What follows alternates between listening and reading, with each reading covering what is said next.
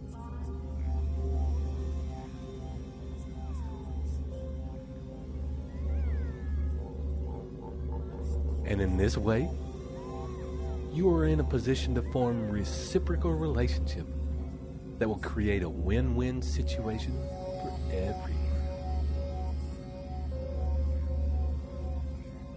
And when you have finished this list, sit quietly for a moment. Breathe deeply, expanding the feeling of relaxation and of mental clarity that you have right now.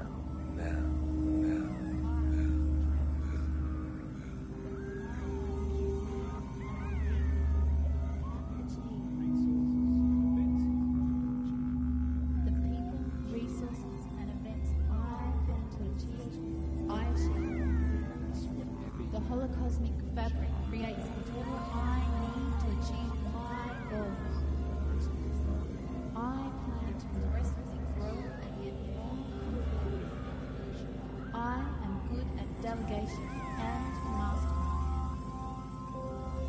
I am powerful. I am in sync with the universe. I am goal achievement. Opportunity has never been better. These are the best of times. We live in global time. That's right. I am good at organizing planning.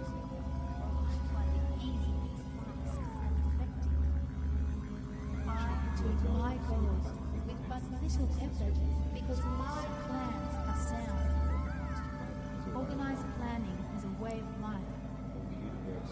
All the universe responds to my holographic images of success. I follow the sound principles of organized planning.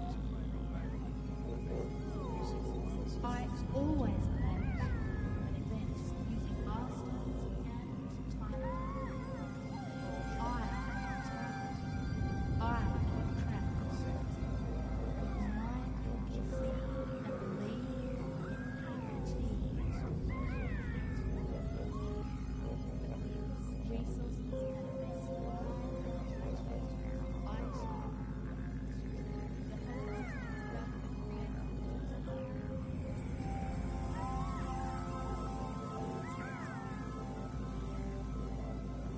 And finally now, when you next deep out breath, begin to make a list of all the opportunities that are available to you right now. Include in this list places you can source capital from, including business loans, venture capital, savings, and any other sources of income or capital with which you can back your project.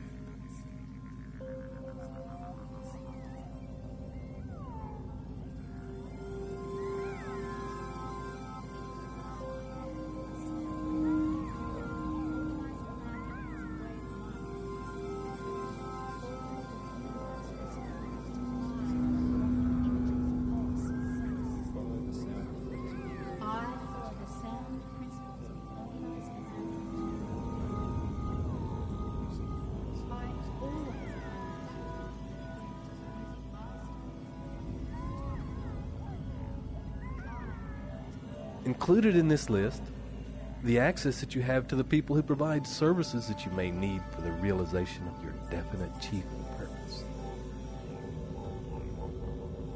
This may include scientists, educators, salespeople, chemists, inventors, business analysts, marketing coaches, copywriters, marketing consultants, publicists, transportation experts, accountants, lawyers, doctors, coaches, printers, designers, computer programmers, and experts in any field you may require in order to complete your goal.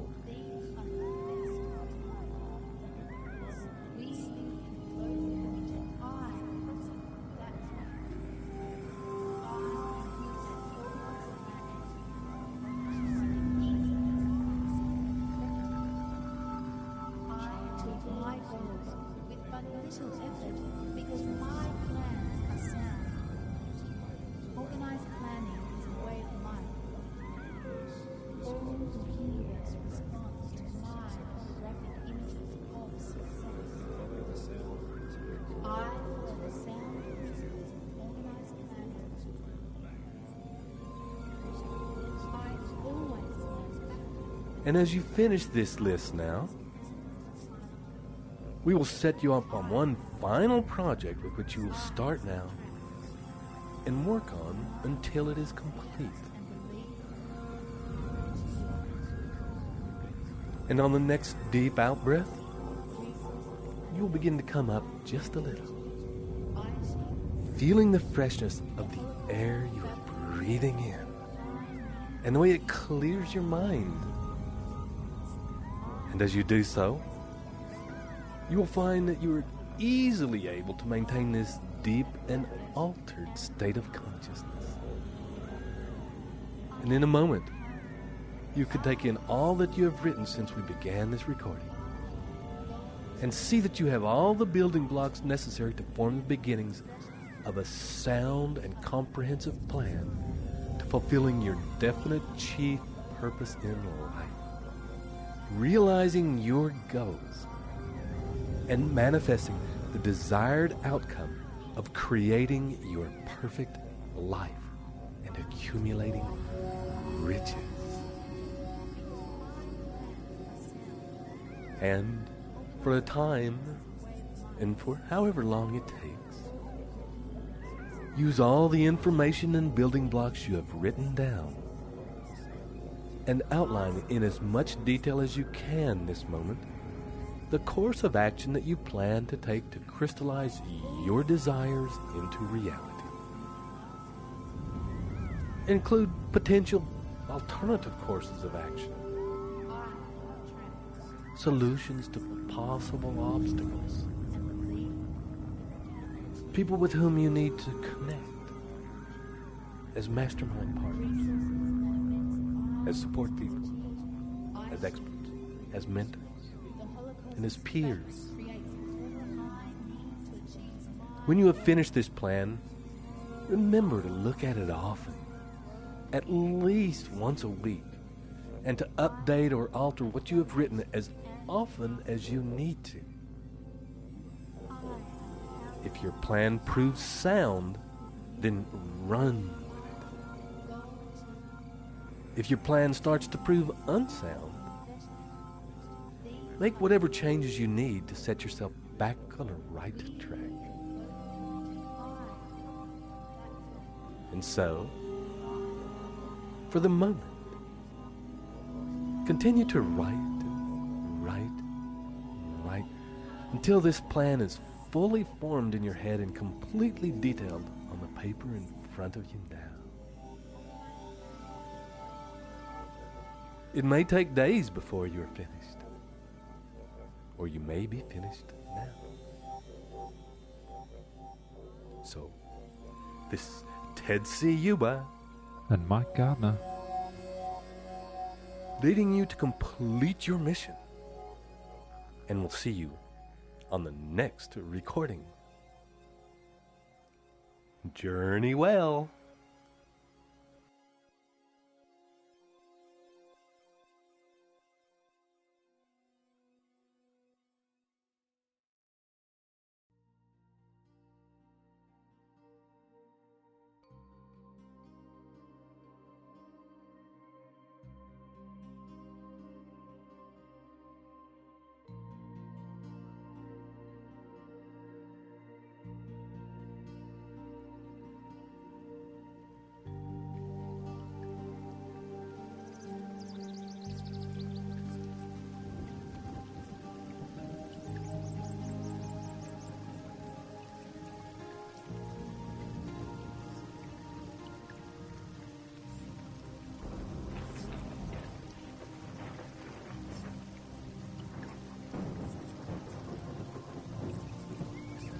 Welcome once again to your very special series, which is Even As I Speak to You Now, locking into your mind and body the fundamental principles of Think and Grow Rich, so that from now on you act, think, and live every moment guided by these life-changing laws.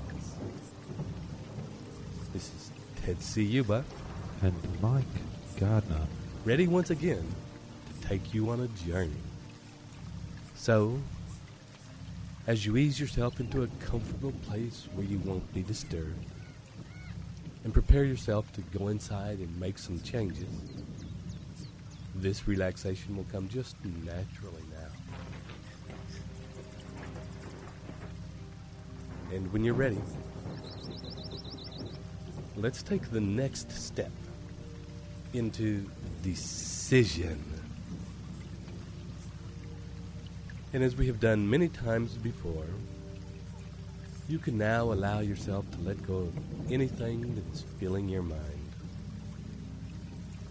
Give yourself permission to set aside for a time any worries, concerns, plans, ideas, mental processes, and know that these are all things that you can pick up again later if you so choose. But for the moment, your full attention is required here, now, in this moment. Just as in this moment, your body is here, breathing and at ease. And with each deeply relaxed breath,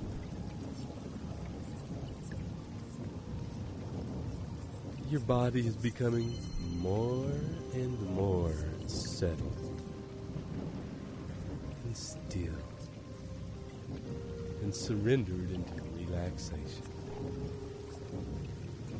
The kind of relaxation where your mind and body can drift and at the same time remain focused on the sound of my voice and be able to follow the directions I give. And you will, over the next little while, become more solid and steadfast in the decisions you make and in the actions you take. And as your next deep breath fills your lungs and melts you a bit further, allow that breath to be directed by you into the core of your being, your energetic center. Direct each breath now from the line that runs from the crown of your head to your pelvis, about an inch forward from your spine. And with each breath, simply bring it to this line and allow it to begin to fill, to be energized, to vibrate with your own life force and power. And you can ask your subconscious mind now, the part of your mind that runs the workings of your amazing body, and ask that part now to continue on autopilot, to channel each breath into this core so that you become more and more energized without having to think about it. So that you can allow your mind to drift now. To drift to times and places in your past where you felt especially confident and where you felt deeply centered.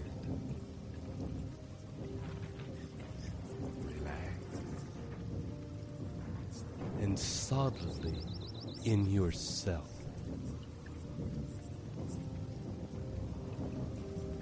There may be a time recently or in your youth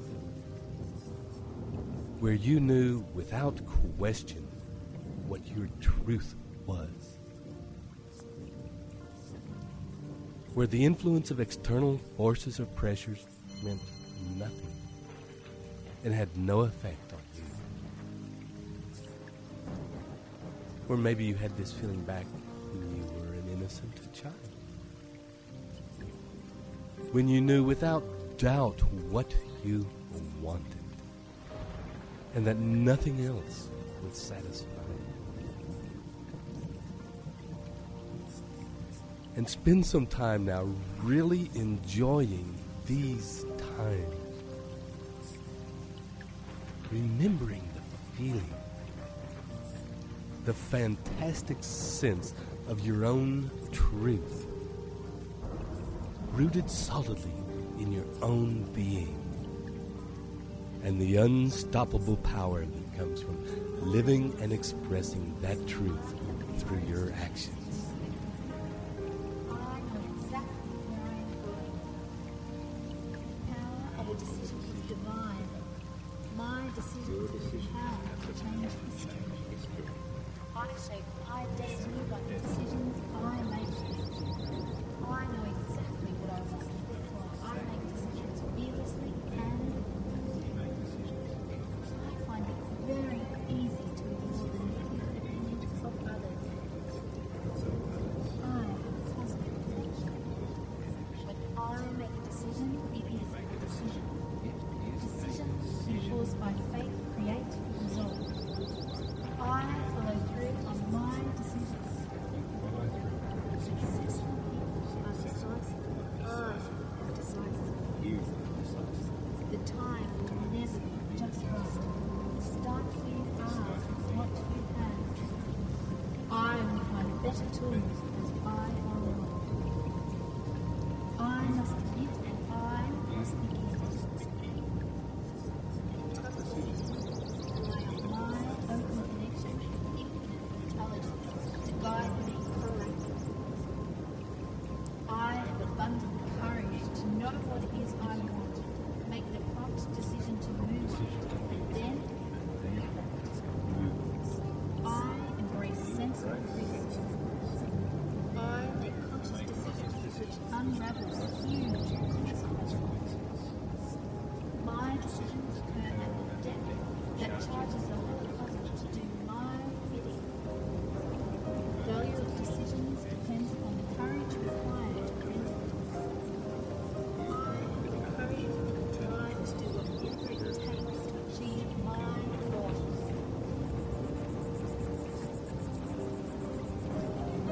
I accept full responsibility for everything in my life. I have the courage to make decisions quickly. I know exactly where I am going. The power of a decision is divine. My decisions have the power to change history. I shape my destiny by the decisions I make. I know exactly what I want. I make decisions fearlessly and I find it very easy to ignore the negative opinions of others. I have a positive connection. When I make a decision, it is a decision. Decisions enforced by faith create results. I follow through on my decisions. Successful people are decisive. I am decisive. The time will never be just right. Start where you are, what you have. I will find better tools as I go along. I must admit and I must begin. Rely on my open connection with infinite intelligence to guide me correctly. I have abundant courage to know what it is I want, make the prompt decision to move, and then I embrace sensible risk. I make conscious decisions which unravel huge consequences. My decisions occur at the depth that charges the whole cosmos to do my bidding. The value of decisions depends on the courage required to bring them. I have the courage and the drive to do whatever it takes to achieve my goals.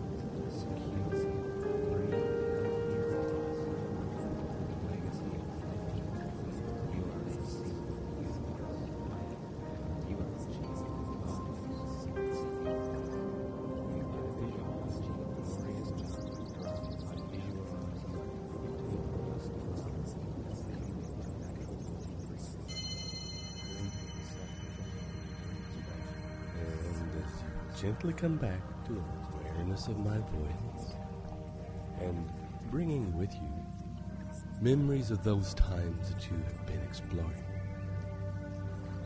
You can allow yourself to consciously channel the essence of those memories, those feelings of sureness, of definite clarity about what you wanted at those times, into the core of your being, lodging that feeling into the line of energy into which you have been breathing.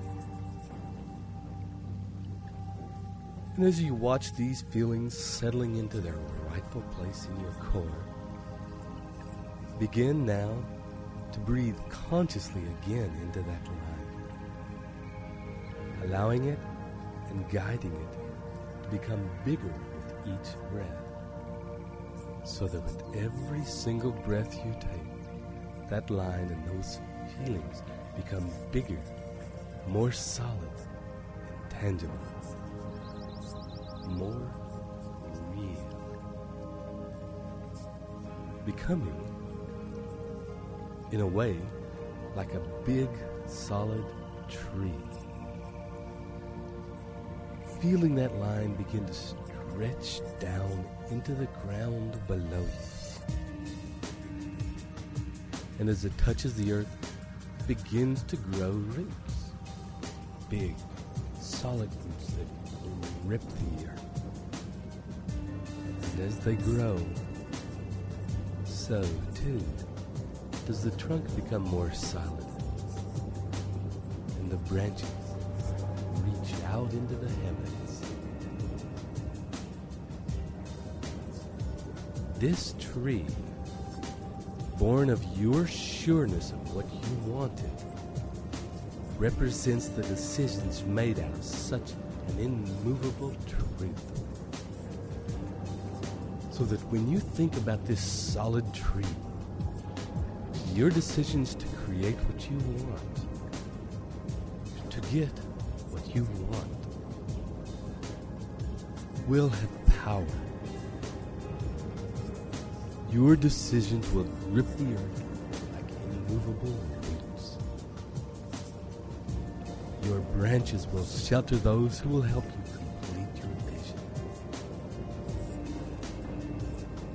Your trunk will stand firm against the opinions and influences of others.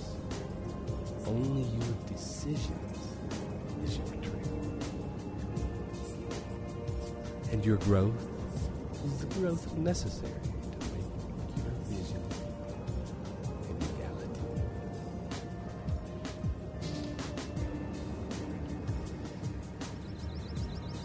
And for a time now, next to deep out breath, allow your attention to turn again to your definite chief purpose in life. The vision of your future success forming in your mind as clear and sharp and real as the world around you now. Feeling the tangibility of your success in the space in which you stand. Seeing the environment you're in,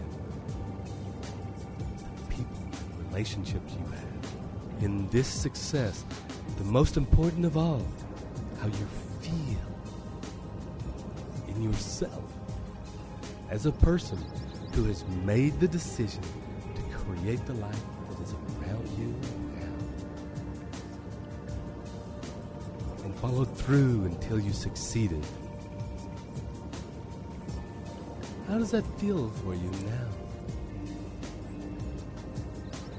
Being the creator of this magnificent life.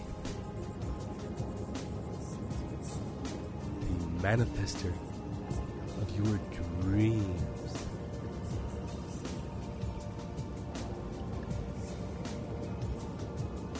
And take some time now to really enjoy and bathe in those great feelings. Immerse yourself in the world of your definite purpose and the life you have created in actualizing it. Explore it if you like. Take some time My life. to revel in your success. I know exactly where I am going. The power of a decision is divine. My decision is the power to change history. I shape my destiny by the decisions I make. I know exactly what I want. I make decisions fearlessly and I find it very easy to ignore the negative opinions of others. I am positive. I make decisions, it is a decision. Decisions enforced by faith create results. I follow through on my decisions. Successful people are decisive. Decisive. The time is never just right. Start where you are, not where you have. I will find better tools as I go along. I must admit that I must be able to make it. I am wide open connection, infinite intelligence, guide me proactively. I have abundant courage to not what it is I want, make the prompt decision to move on, then move on. I embrace sensible risk. I make conscious decisions which unravel huge consequences. My decisions create a debt that charges the whole cosmos to do my bidding. The value of decisions depends upon the courage required to render them. I have the courage and drive to do whatever it takes to achieve my goals.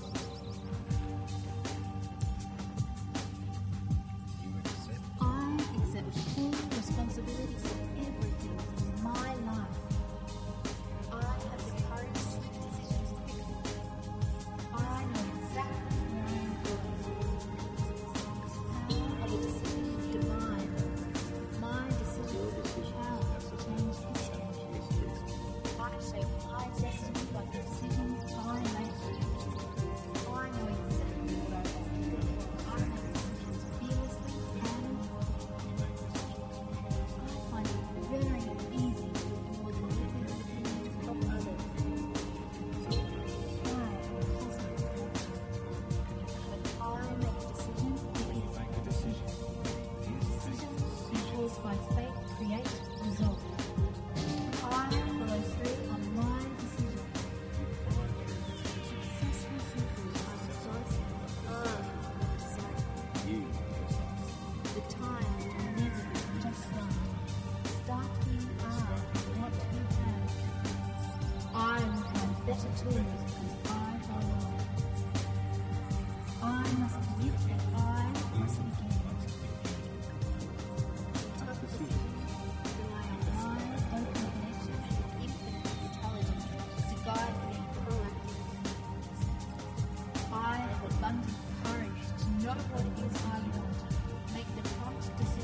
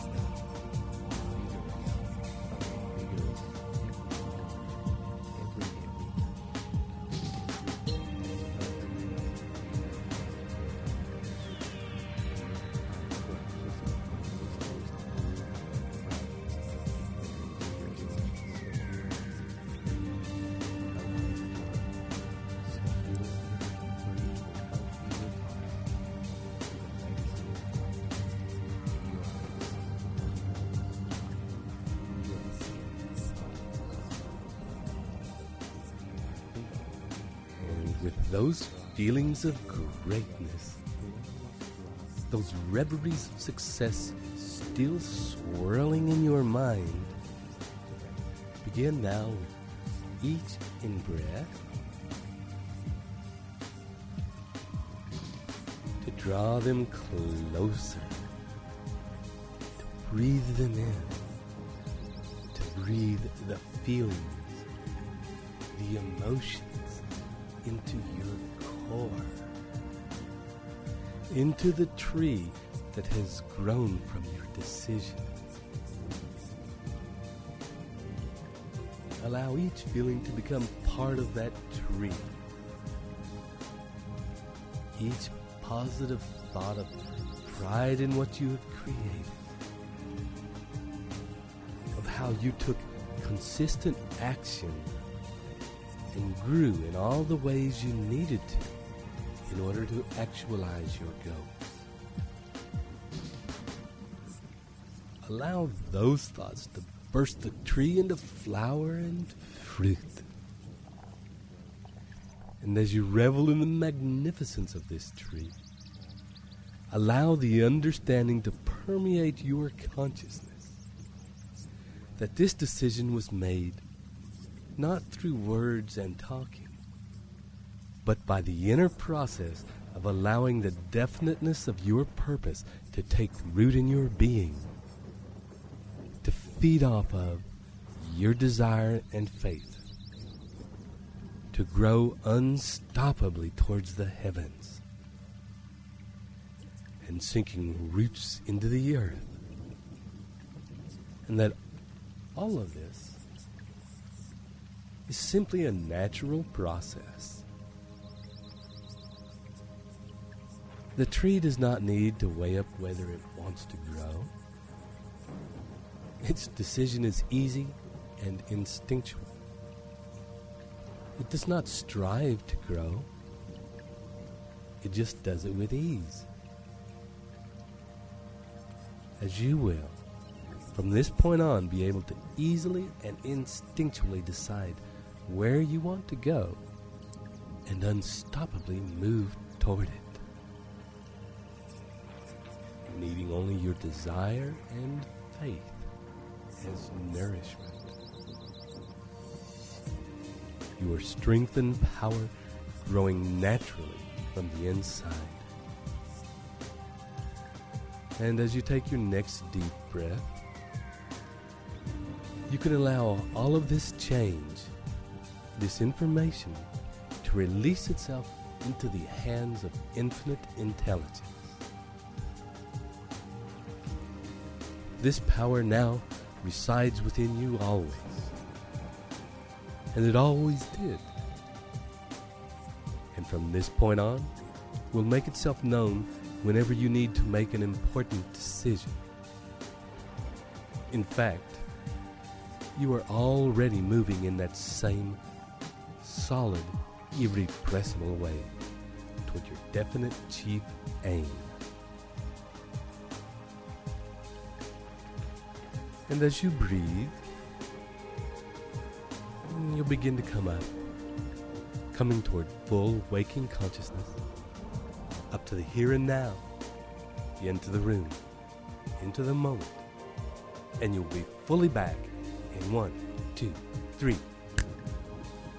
And welcome back to a new part of your life, enthused.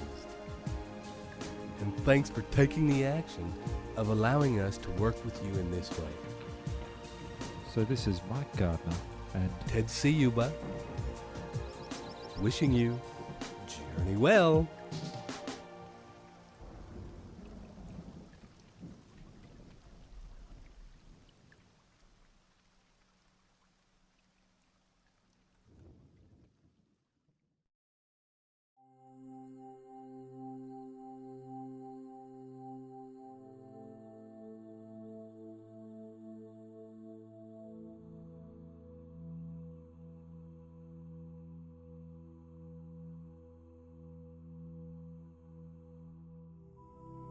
Hi, and welcome once again to this series of specially crafted recordings that are already, even as you are listening now, cementing in new patterns, new behaviors, new pathways in your mind and body that resonate with the principles of the new Think and Grow Rich philosophy.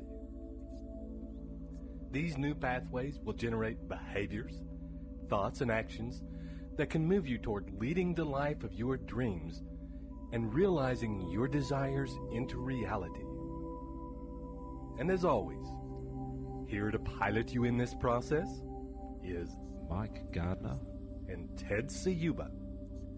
And you are about to begin a process that is the backbone of the new Think and Grow Rich philosophy. The one principle that forms the foundational structure on which are built the principles of the philosophy. The one factor that must underlie every action you take from now on to achieve your goals. Persistence. And we will begin, as always, by dropping deeply inside by following our breathing. We will presume that you are already seated comfortably in a quiet place and will not be disturbed. And as you gently close your eyes now and turn your attention inward toward your breath, and notice that with each breath, there is a gentle feeling of falling down toward your center. And as that feeling of falling occurs, you are also aware that the deeper you go, the stronger and more solid you feel.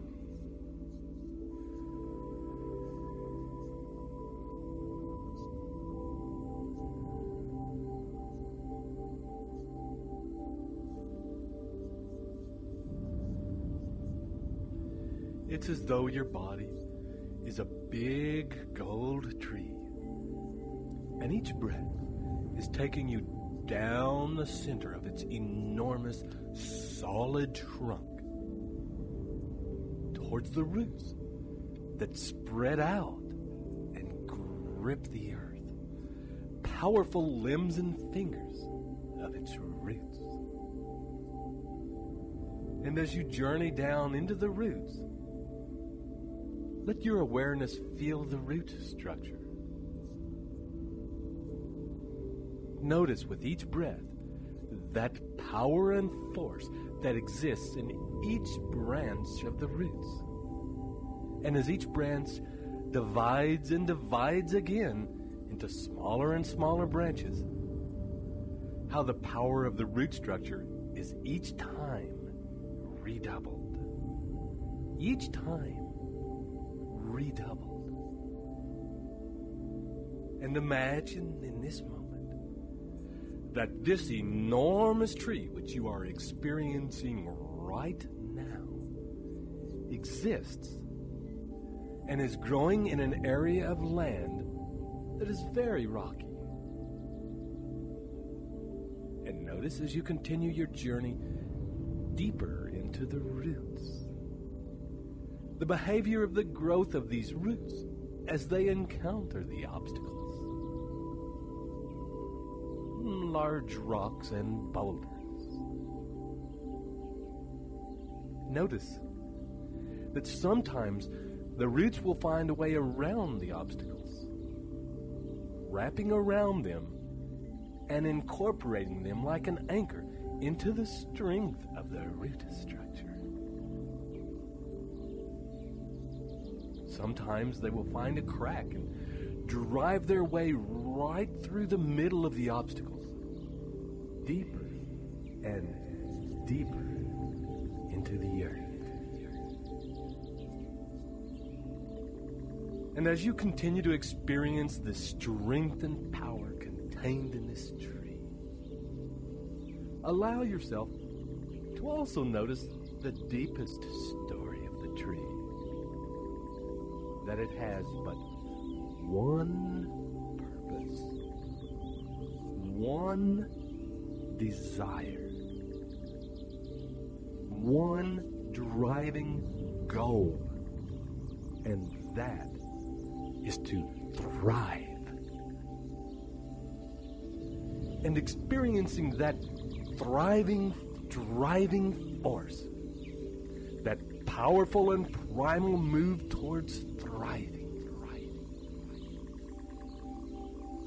You may also become aware of a function that exists in many plants, and that is, when blocked, stressed, or encountering resistance to that drive, they grow even faster and more vigorously, as though each obstacle is a springboard to greater and greater blossoming. And for a minute or two, simply notice your breath.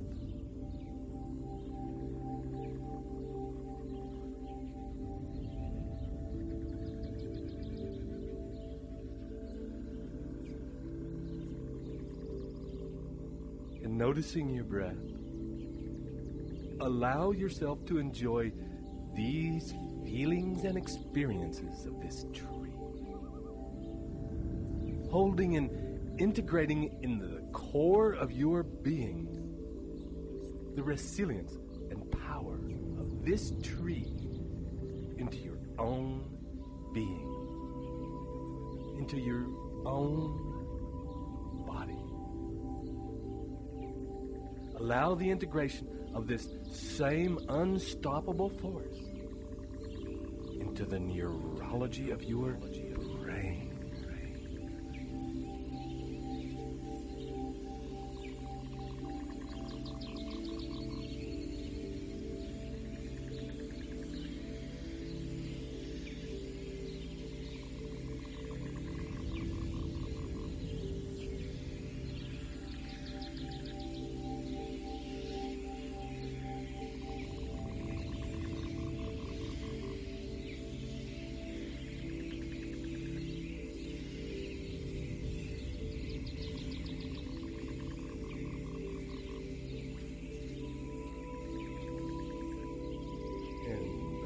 Next, deep out breath. Allowing those feelings you have already experienced to stay with you. Let the force and irrepressible nature of the desire to thrive affect every cell and neural pathway in your brain. Allow the knowledge and unquestioning faith that you will grow, and that is absolutely right that you should grow and thrive along with all life, to begin to grow and spread through your brain like the roots of the tree, multiplying and redoubling, moving forward irrepressibly.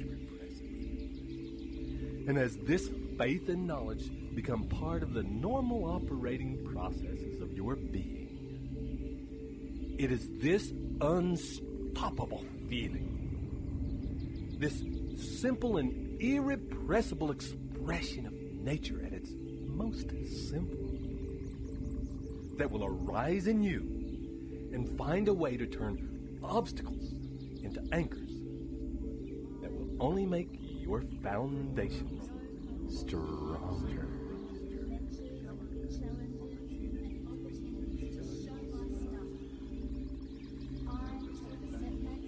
Delays and adventures that come in all great bursts. It's the challenge that excites me, gets me fired up. I hunter over the challenges I encounter. You're a winner. A quitter never wins. A winner never quits. I are a winner. You win in all your efforts. You do whatever it takes, for as long as it takes, to achieve your soundly planned goals. Rejection and failure are merely stepping stones to your success. You only get results when you use those results as input for my progressive action. I reframe temporary defeat as counsel. If you persist, you can overcome any obstacle. You accept temporary defeat as a necessary component of success. You refuse to be disheartened by anything. I maintain a positive outlook. Losers win by keeping on. But you keep on. Setbacks and adventures are the ordinary stuff of life. Setbacks and adventures are the ordinary stuff of life. In that they spur You are you on exceptional greater, in that and spur you on greater. Massive rejection is a sign of success. This affirmation converts Powerful. Massive rejection is a sign of success. By knowledge transduces into strategy and action. You drive the cutting edge to consummate I success. can handle my success. You can handle your success. Feel the fear and do it anyway. Feel the fear and do it anyway. I transform fear into Transform fear into excitement to act. Problems are opportunities. Problems are opportunities. And to rest advantage with abundance. Life is closed to you against all negative prosperity and success. Winners quit. Winners win by keeping on.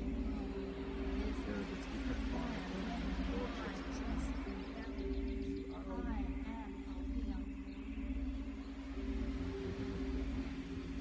You are right now building right on believing that Christ is you and you are otherwise. Christ through those golden years and beyond. You are young, vigorous, alive, vigorous, and alive. Every as per template, you have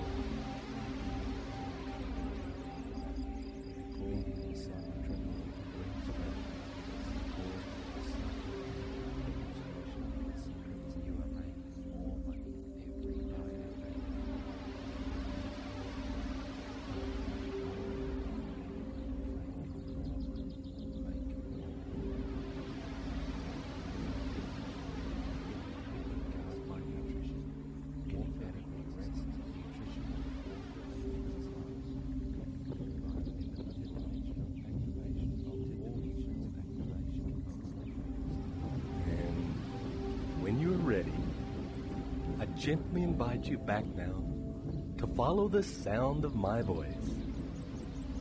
And as you listen to the sound of my voice, and to any other sounds that may be around you at this time, notice also that deeply relaxed weight of your body resting on the surface beneath you.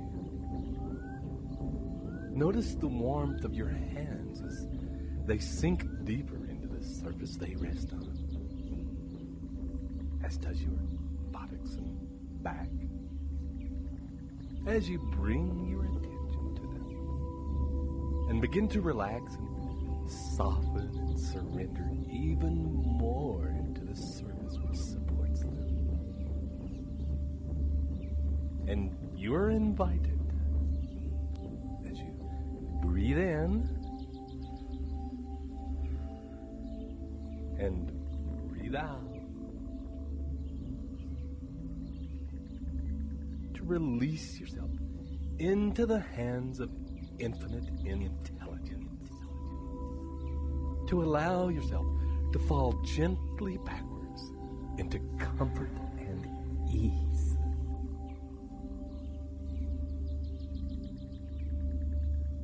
And I want you now to recall times in your past when you are acutely aware that you have given up, where you are working towards an experience that you desired, and at a certain point, you quit. For whatever reason, it doesn't matter. And allow yourself to replay that experience in your mind like a movie. Watch, impartial if you can, the various feelings and emotions that you had. And in particular, notice the excuses and alibis that you used in order to justify quitting.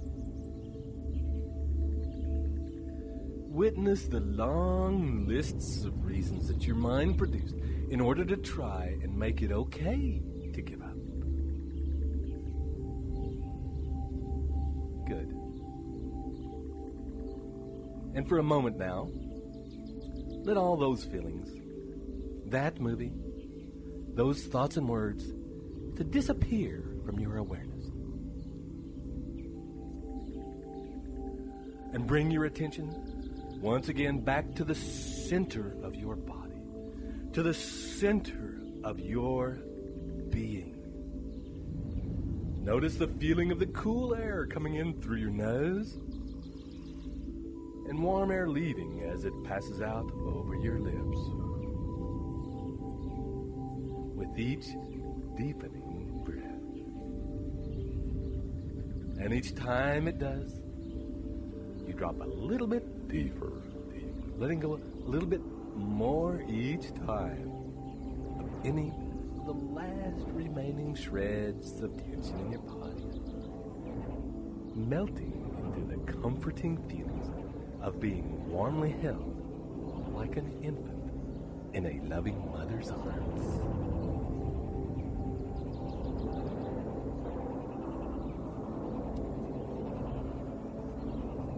And allow you now to think back to when you were a child, to a time when you felt passionately excited about something.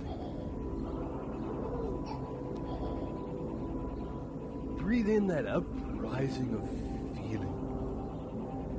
Let that interest, excitement, and all-consuming passion to fill your body now.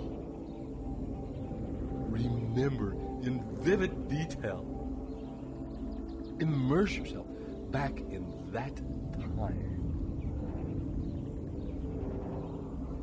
Notice the things that are around you. Notice the vivid and bright colors of the world in which you exist at this time. Smell the smells. Notice what's moving in your environment. What tastes you might be experiencing. And most importantly, that intense feeling of passion and excitement that exists right through your body, from the top of your head to the tips of your fingers and your toes. Feel all of these in vivid and intense feelings in your body now. You may want to imagine your adult body stepping into the body of you as a child, so that the two overlap, merge, and become one.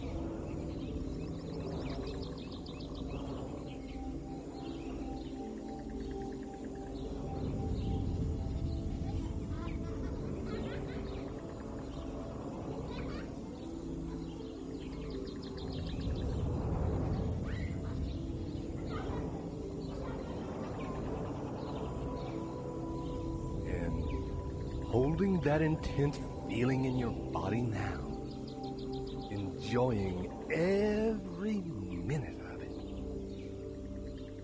Summon up now the images of your definite chief purpose in life.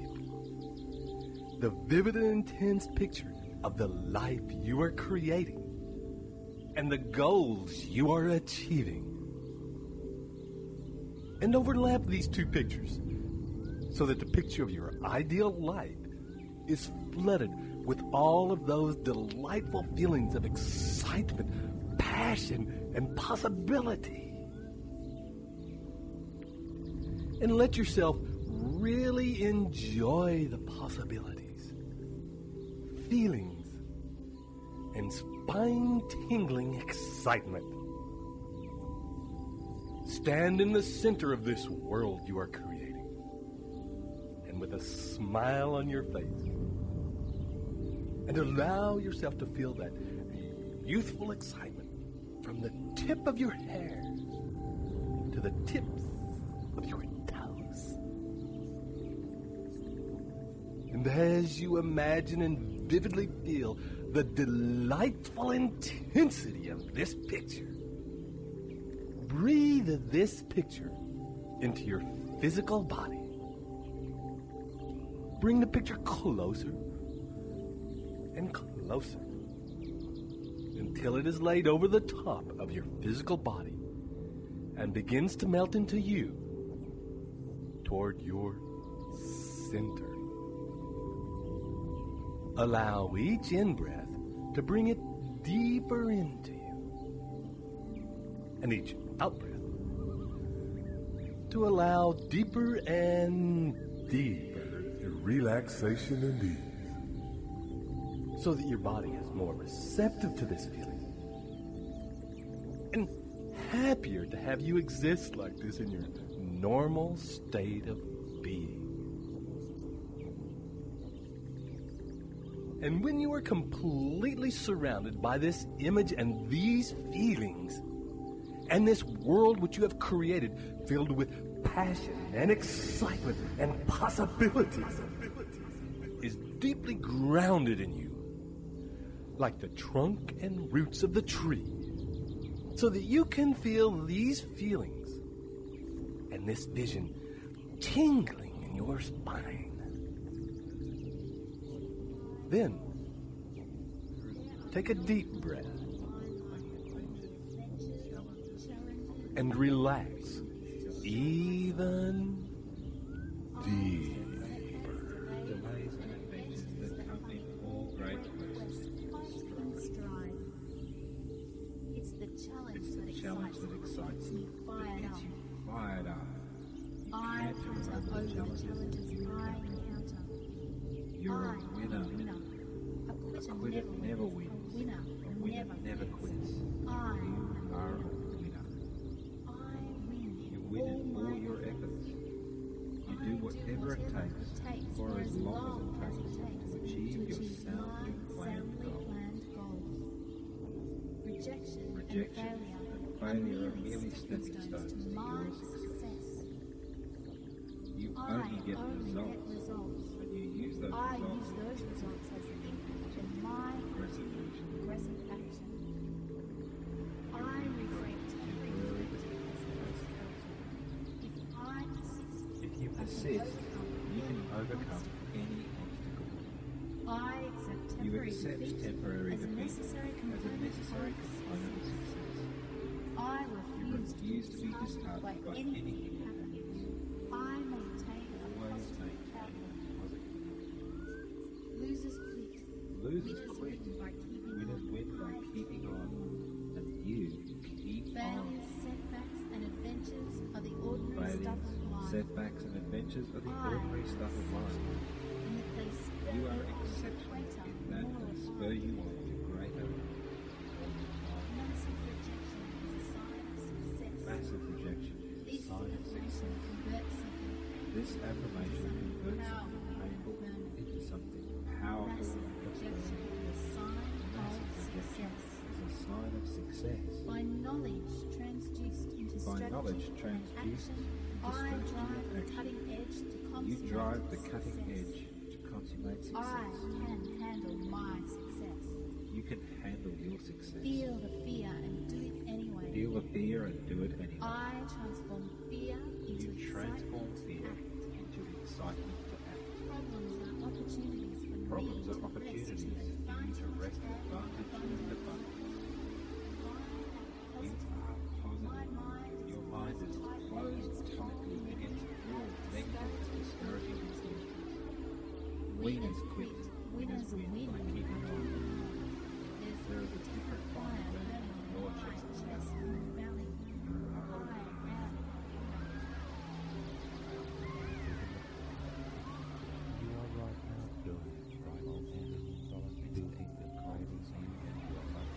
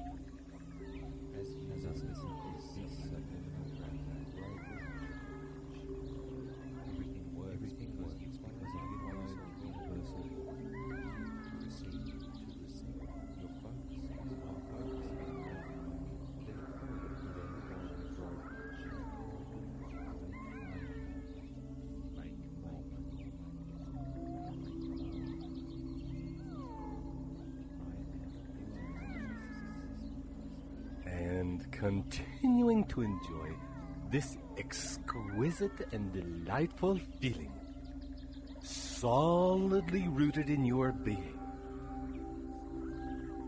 Recall again times in your past when you have quit and given up on trying to achieve things that you have wanted. The visions of those memories out in front of you like a TV screen. Allow the images to be black and white, since they are in the past and no longer important.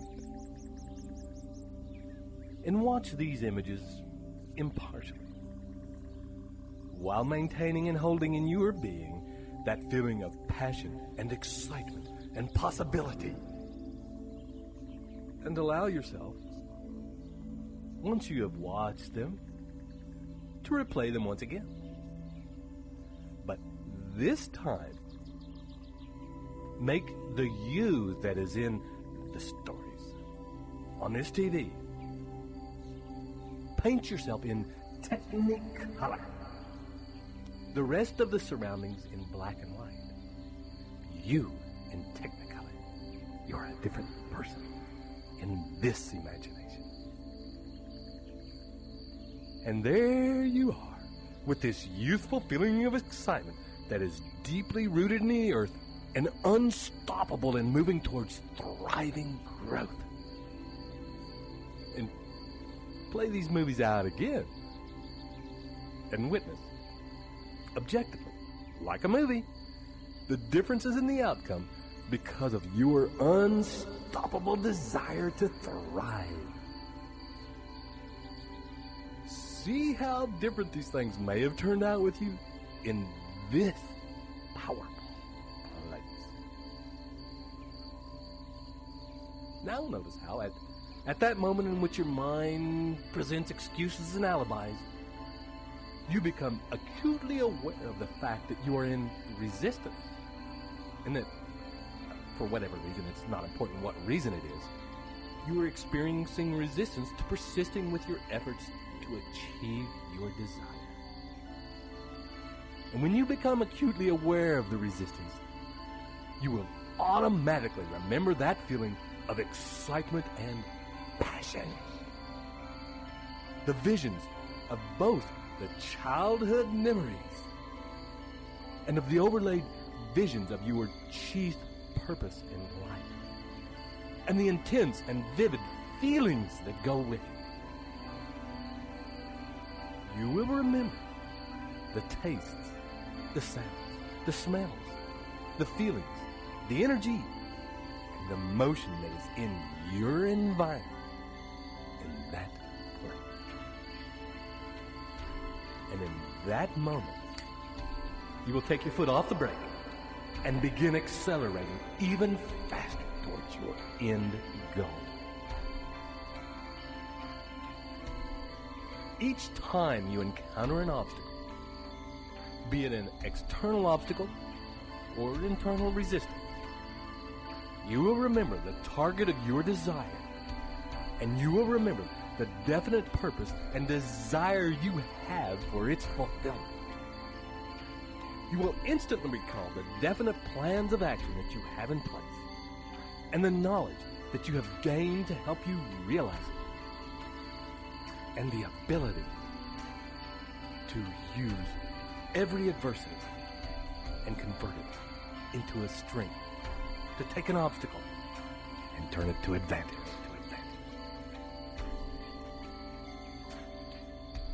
In your mind will reveal to you, synchronicity will bring to you the harmonious cooperation and support you have from those around you, your loved ones, your mastermind partners. And all of this will allow you to take a deep breath and relax into the feeling of your mind, refocusing on the actionable steps for you to take to achieve your desire. Focusing on your definite chief purpose in life becomes an all-consuming habit ingrained in every cell of your being.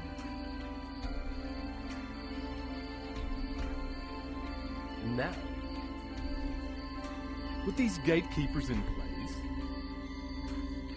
guarding your mind against all negative and discouraging influences, take a deep breath and feel the ease and safety with which you can now take steps consistently and with persistence, driven by a deeply rooted desire and belief, fired further on by an all-consuming passion and excitement.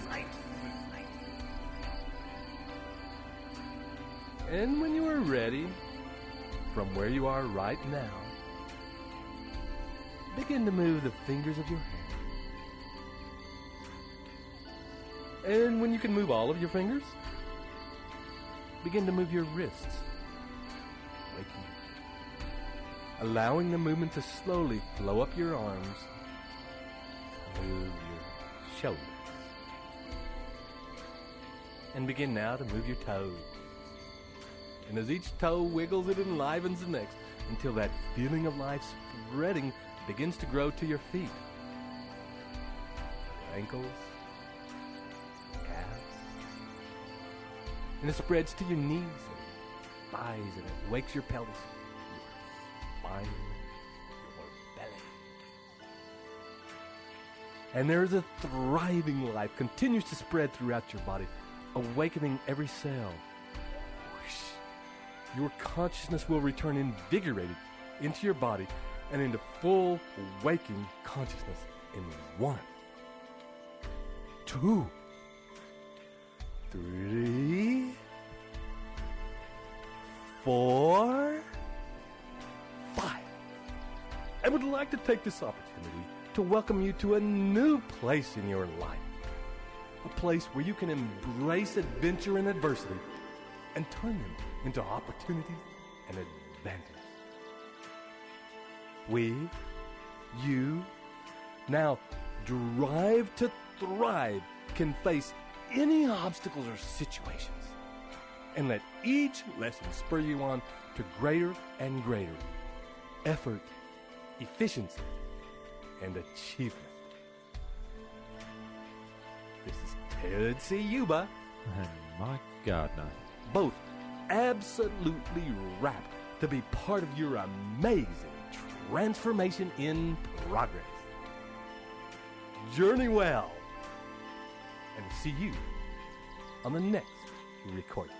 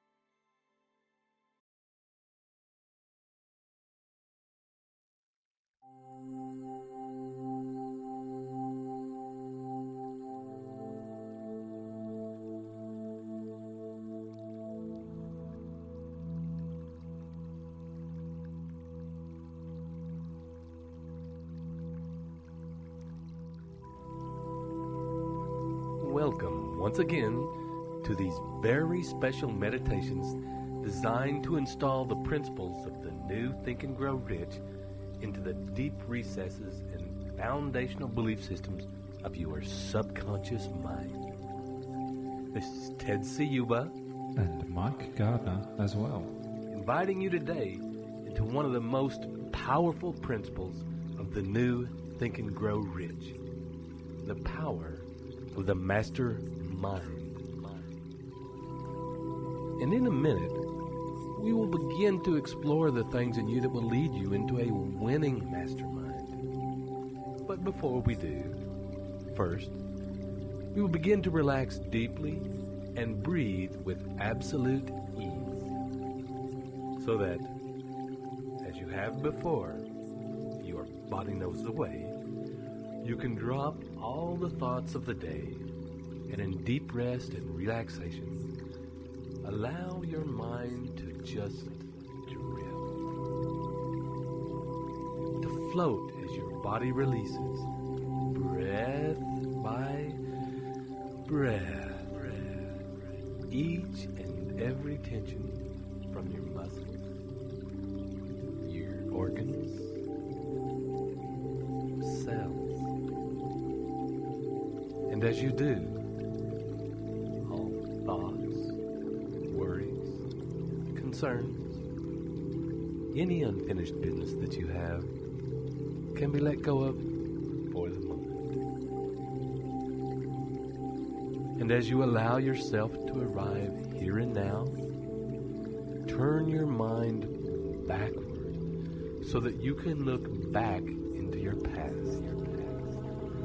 so that you are able to see the entirety of your experience, your thoughts, your desires, your actions, your achievements, your failures, your learnings. See your relationships and the people who you have shared your life with. See both the personal relationships and the business relationships, the people you have worked with over the years.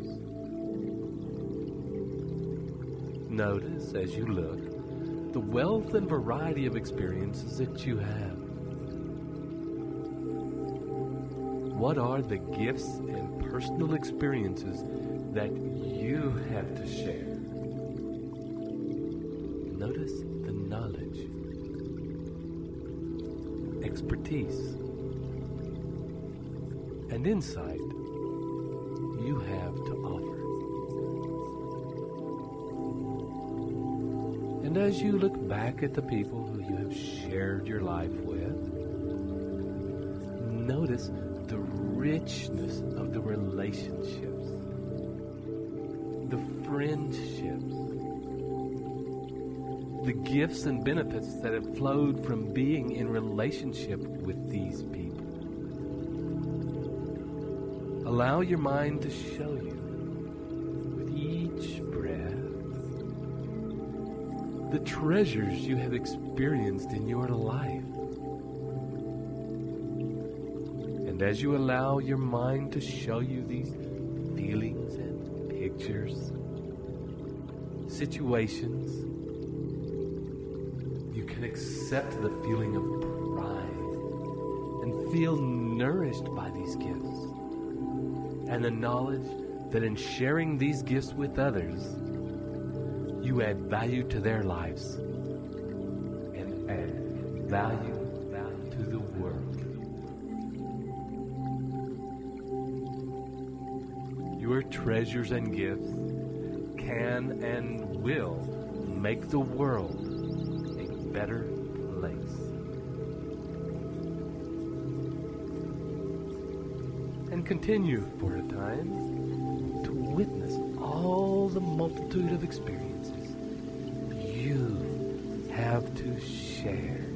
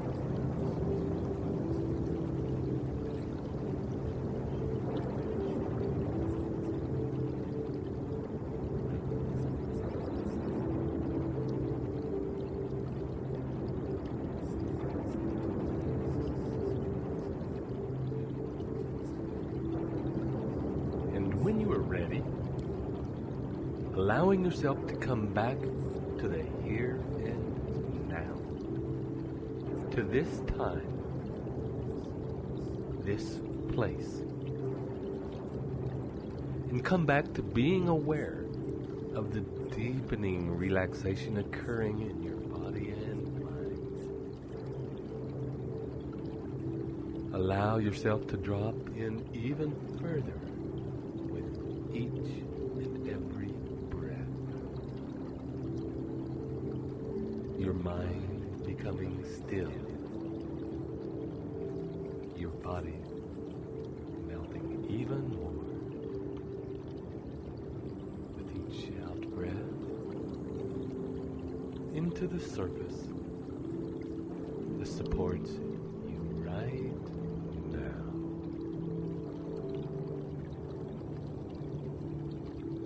And when you are ready, and take your next deep in-breath, begin to call up the images and feelings of your definite chief purpose in life as it is accomplished.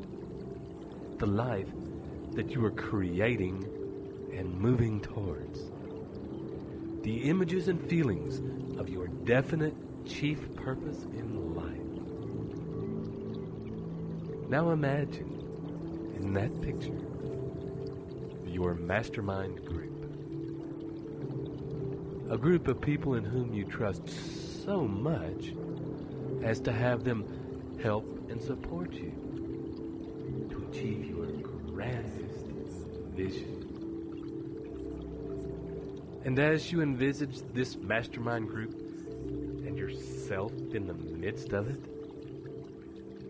allow yourself to see your relationship between your involvement in this group and your perfect life. Your absolute and ongoing success.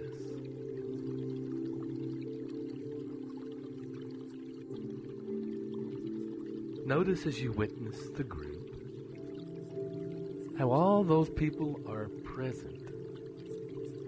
Their minds focused on helping you transmute your dreams into reality. And at the same time, in the spirit of complete focus and integrity. You are there,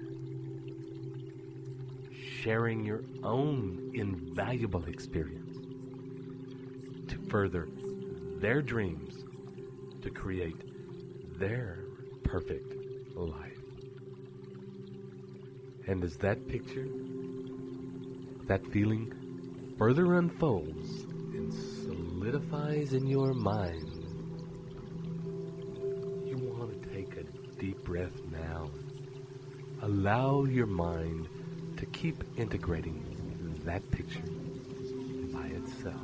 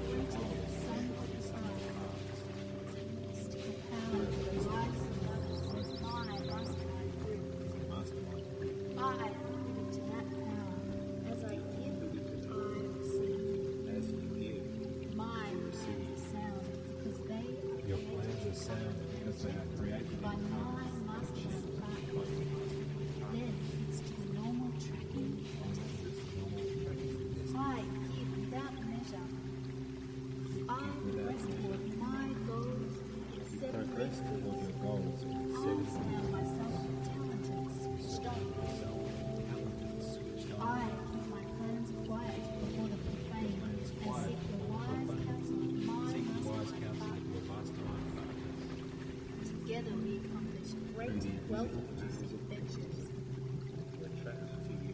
Through the invisible powers of magnetism, I attract all persons I meet at or before it until I find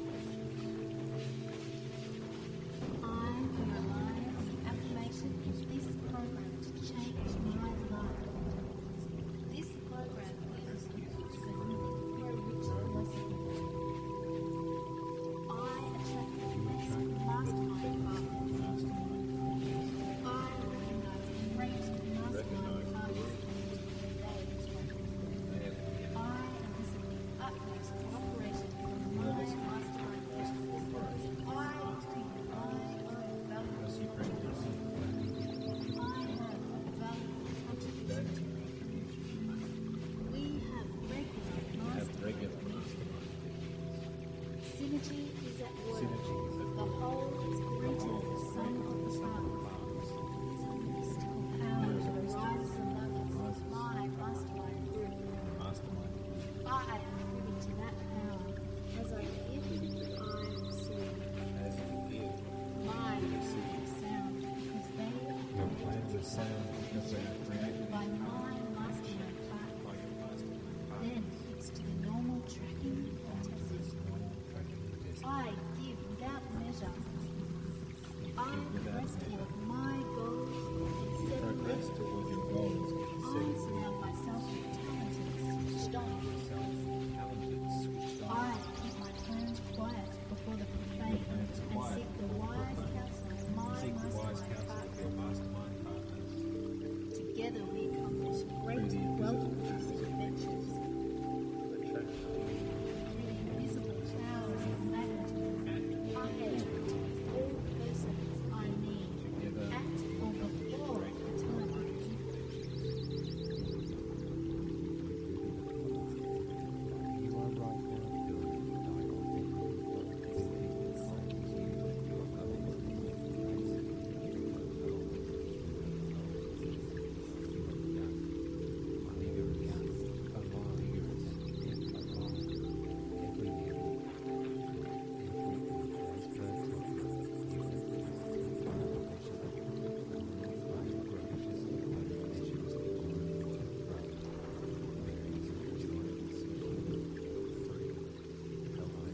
And in a minute, we will begin to travel backward from that point. Slowly down the timeline, seeing the process of your growth and change happening in reverse as you travel until you get to the here and now. This is a real present. In this moment, and allow your mind to form from this point of view where we are now the specific desires of exactly what you need and want from a mastermind, regardless of whether you have one now or not. Your mind, heart, desire, and passion can begin to form a picture of exactly what is needed in the moment to create the fastest and most permanent progress toward your goals. Form in your mind the picture and feeling of the perfect group for you, where you are all passionately focused on each other's success.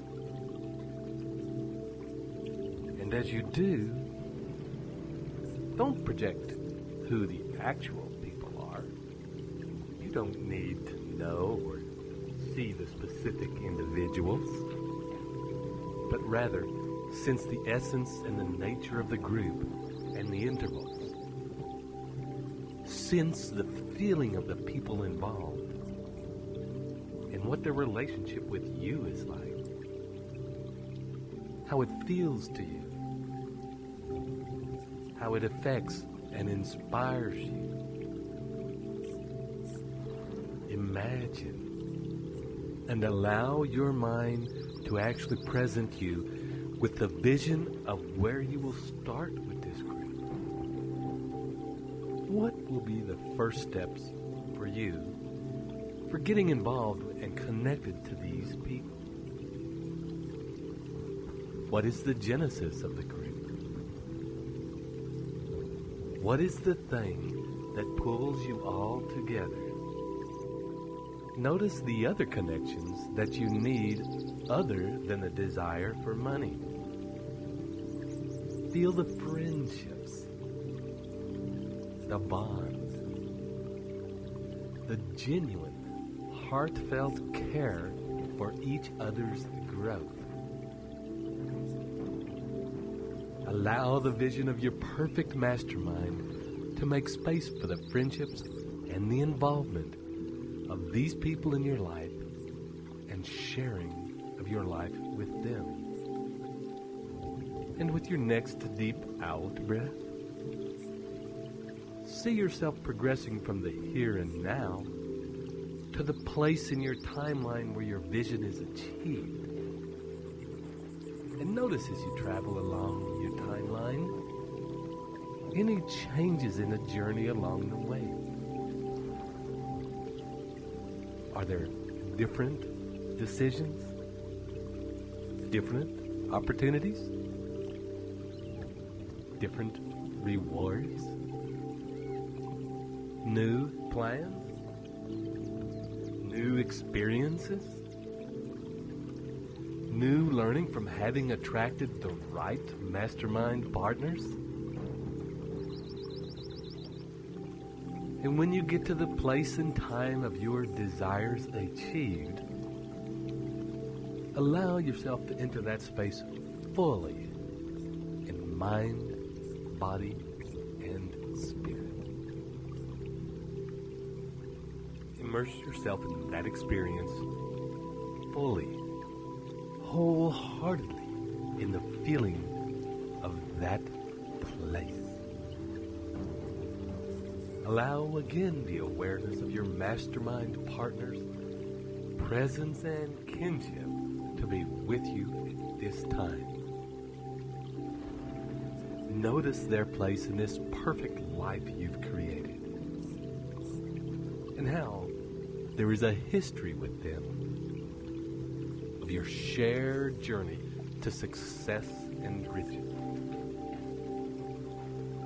and the ongoing support, help, and camaraderie that will continue to move you all to greater heights and grander visions. And notice how it feels to be this supported. Allow yourself to feel the privilege and power of your involvement in the mastermind. Feel the gratitude for your mastermind group and the amazing life they have helped bring about. And feeling that gratitude and holding it in your heart, begin now to take a deep breath and start to come up, coming back to the here and now, and feeling that gratitude in the present moment. As you wiggle your toes, feel the edges of your body, and as you come right back to the present moment with those feelings resonating in your cells, I'd like to express gratitude for allowing us to work with you in this way, and knowing that this will continue to work on you throughout the day and throughout your life. This is Ted Ciuba and Mike Gardner, wishing you journey well.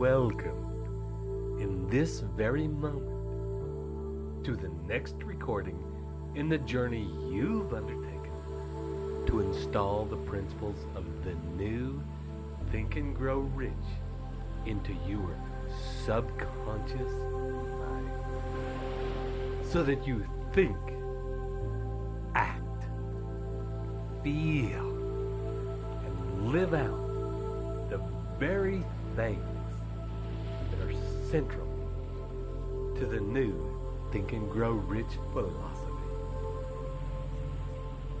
And in a moment, we'll begin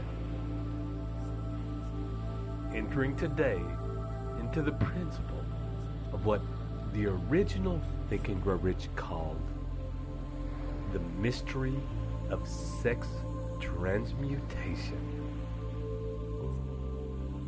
and is in the new Think and Grow Rich passion. And as you have before, finding yourself in a comfortable place where you won't be disturbed, and beginning as you sit or lie down comfortably to gently begin to soften the tension from your muscles, and easing into a relaxed place in your body, breathing easier and more slowly. With each out-breath, feeling of dropping and slowing happening in your body and mind. Feeling now tension releasing from your feet, your ankles, your calves and shins, knees, thighs, your pelvis and buttocks. Your lower back's relaxing and melting into the supporting surface beneath. Your stomach settling, easing, becoming even easier. Your upper back and shoulder blades, the ribs, and the spaces between them increasing and expanding. Your shoulders dropping, allowing greater ease in your arms, forearms, and hands. Your fingers are lengthening.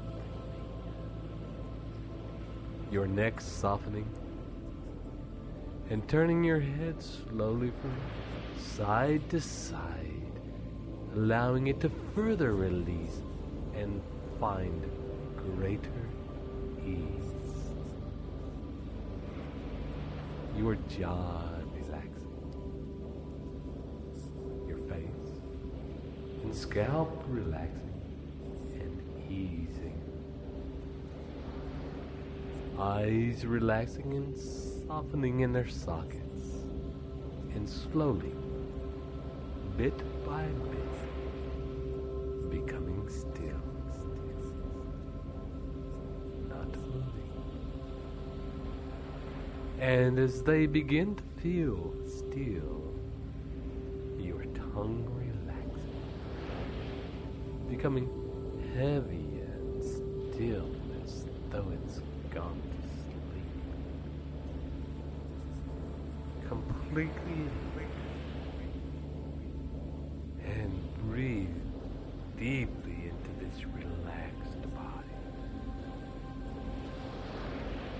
Completely at ease, and enjoy the feeling of it.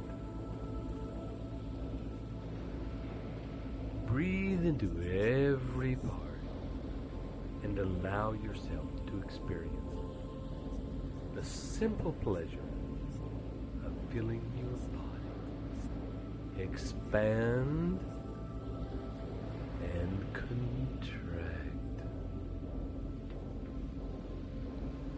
with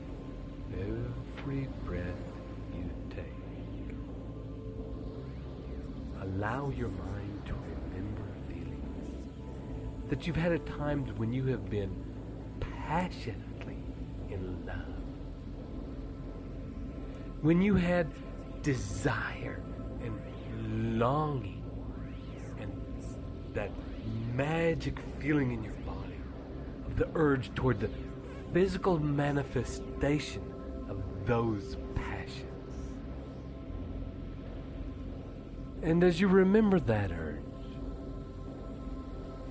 that powerful and insuppressible desire, remember what it felt like, how it was in your body, how it made you feel.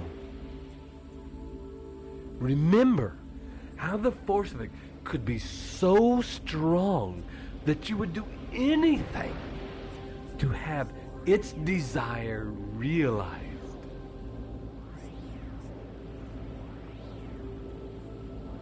Relax into having that force and urge exist in your body.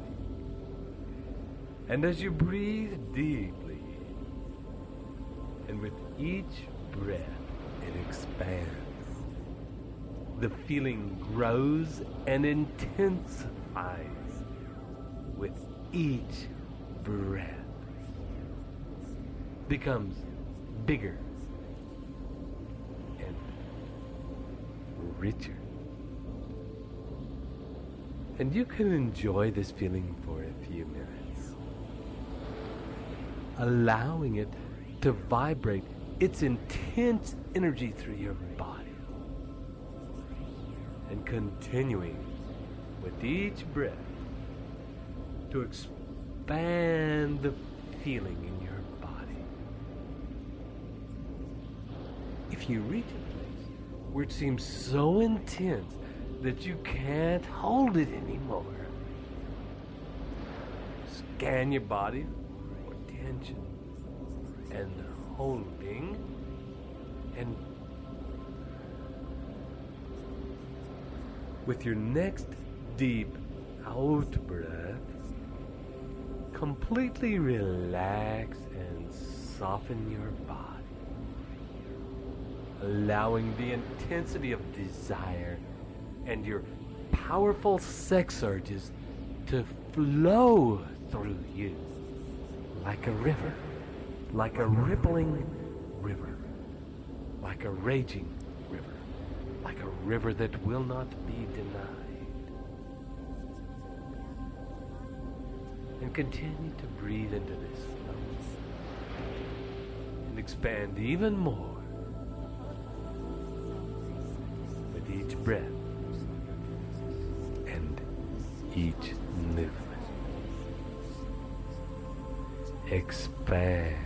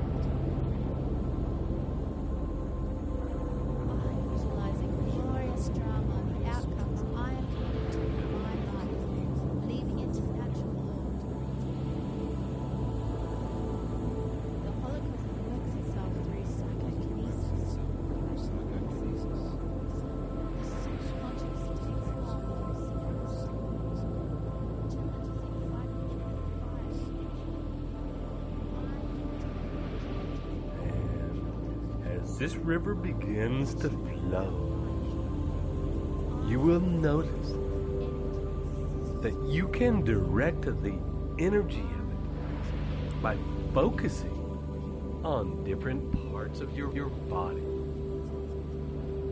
So, with the next out breath, imagine that this river of love, desire, and passion, as well as your intense, creative sex energy, begins to flow in the direction of your mind. Focusing your attention now in the center of your skull, in your mind. And as this energy flows into that central part of your brain, into the corpus callosum, visualize your definite chief aim, the goal of your perfect life, your perfect business. Summon the entirety of your vision and the experience of this goal and focus it in the center of your brain. Allow these two pictures, the entirety of your vision and the goal of your perfect life, these pictures, these feelings, energies to overlap, to unite, and to become one. Notice as the powerful feelings of passion and the river of creative life force you've been cultivating begin to flow into and around the vision of your goal. This life force moves and encompasses and moves through the vision and the substance of your goal, your definite chief aim in life.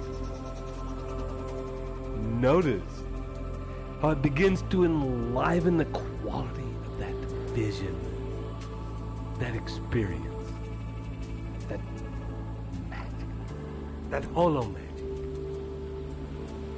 to increase the energy of it. Seems to bring your magical vision to life evermore. And imagine now how you approach your life,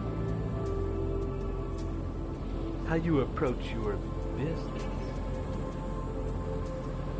living with the license of a higher order of being, how you approach your work,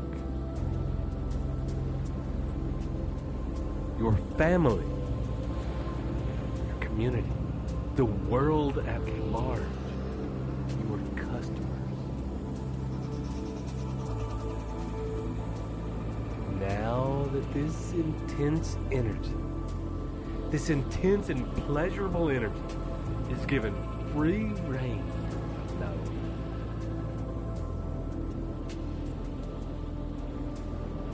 Notice that if there are any changes in your vision with the transmuted passion and creative drive active in your life, has anything that you may have seen in your future, that you may know is coming true, that you have already lived, but we're going back down the present moment. Is there anything in between that moment and now that is rearranging and changing?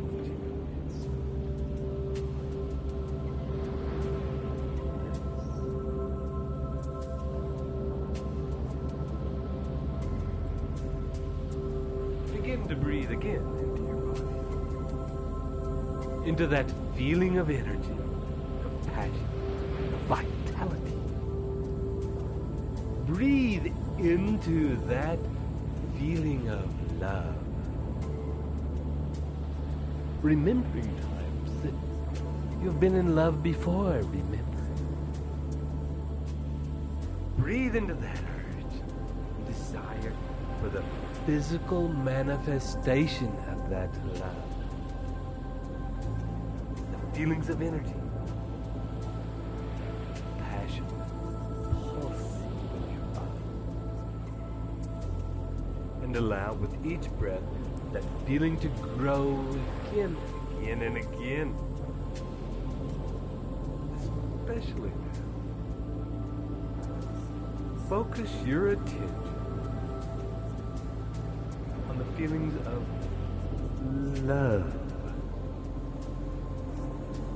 Those passionate, blissful,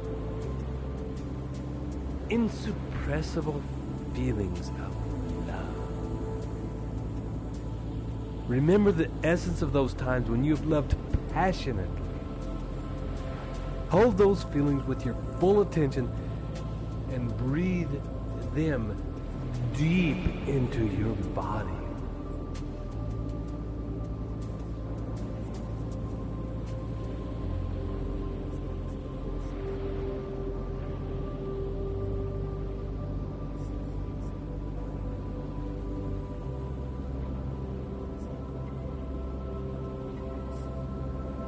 Into your brain. Breathe these passionate feelings into your body and your brain and into your cells. Allow your body, your mind, to open and receive these feelings and filter into mind and body only the essence of those feelings, without the attachment to the specific people that they once had. Those feelings were and are powerful.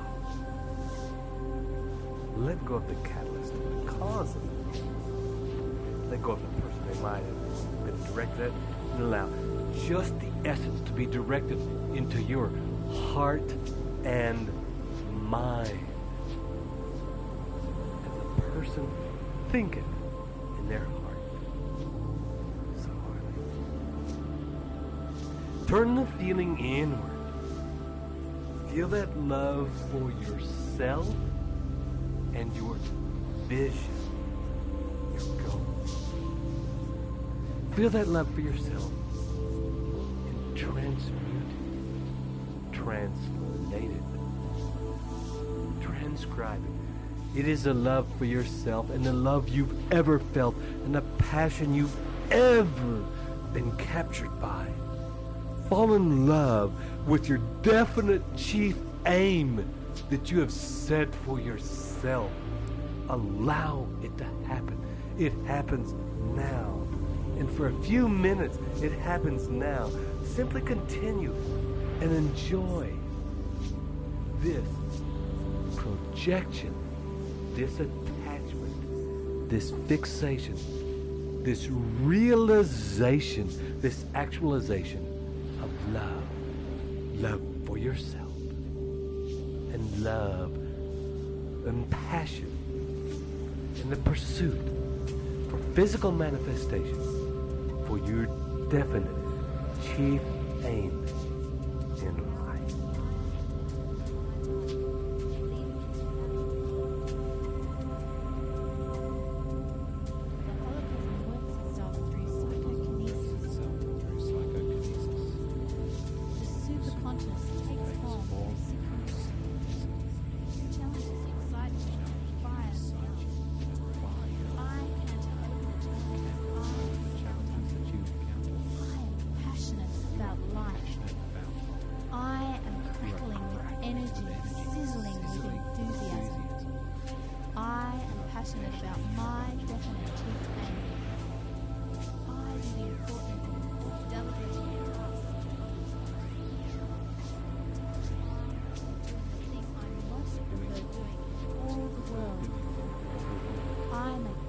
Progress toward my goals because I love what I do. I love what I do, and I do what I love. There is nothing else in all the world I would rather do. I do what I am passionate about. I follow my bliss. I fan the fires of my desire. I am engaged. I am contributing. And I dog my quest like a male dog. No wonder I make such rapid progress. I find it very easy to pursue my passion. I love my work and profit handsomely thereby. I leverage the law of economics. Everything works because I follow universal law. I give to receive. My focus is on what I can give, therefore I grow rich. Successful person, living prosperously, independently, and at peace. I am totally alive.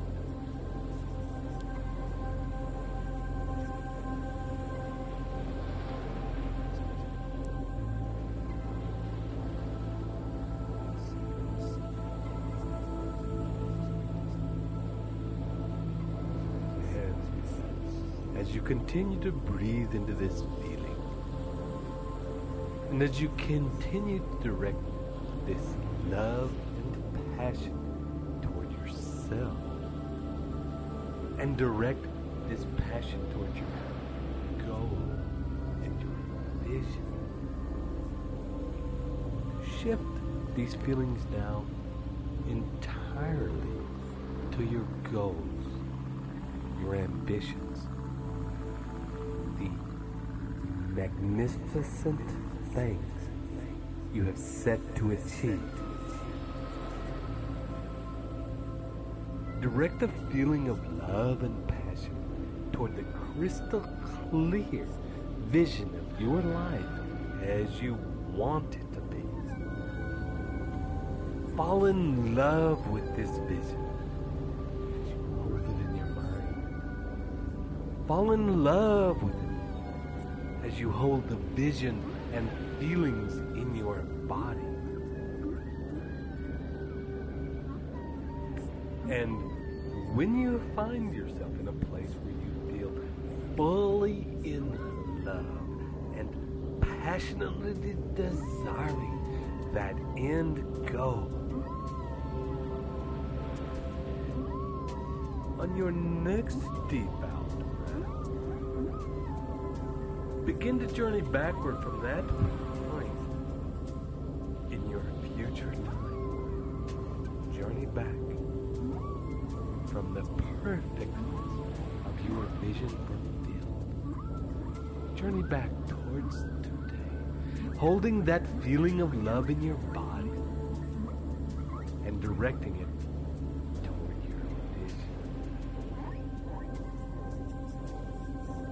Your vision back toward the here and now, allowing each step, each moment to be colored, enlivened, invigorated, amplified, volumized by that inner feeling.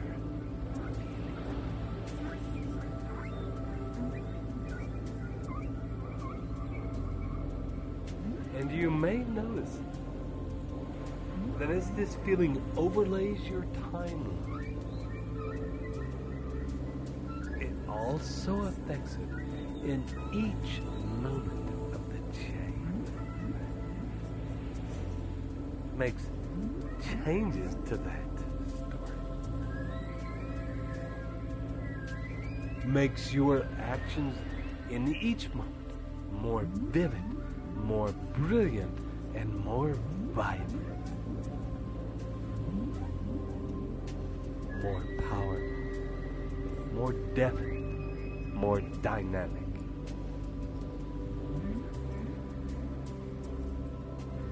And continue to journey all the way back, noticing any changes that are made as you go, as you return, all the way back to the here and now. And as you arrive back, noticing that you have fully arrived back with that feeling of love and passion intact. Take a deep breath.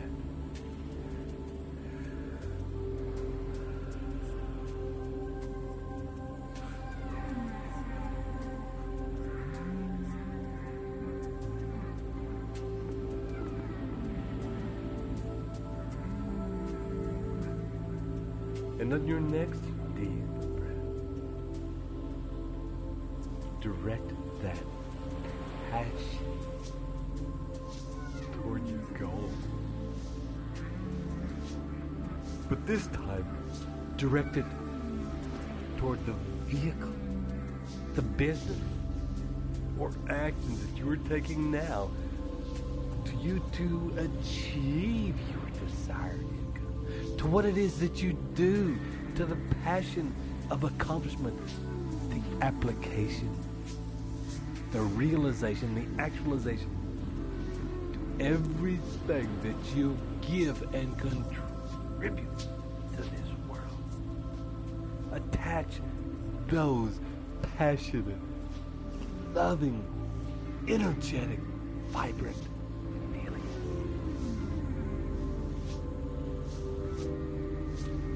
Relax into the bliss of loving what you do, of doing what you love, of the everyday enjoyment of taking action, of actioning, of actualizing as you advance toward your definite chief aim. Imagine going about your daily business while feeling these magic feelings, these hollow magic feelings. Imagine feeling so in love and so passionate about what you do as when you first fall in love. It consumes your waking thoughts. You dream about it, learning and discovering about your new love, about your daily actions. Your vehicle to wealth is pure pleasure. It nourishes you, and with each new day, each learning your desire for it, for the end goal, grows and intensifies, empowers, impacts, grows and intensifies.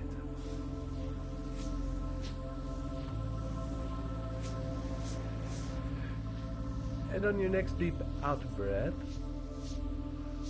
move your focus of this from your goal back to yourself. Direct it into your heart, your mind, your pelvis, your belly, and direct it into your legs and feet, your arms and hands, into your spine and nervous system. Feel love for yourself and enjoy the feeling of being the source of your own happiness and the source of your own success and achievement.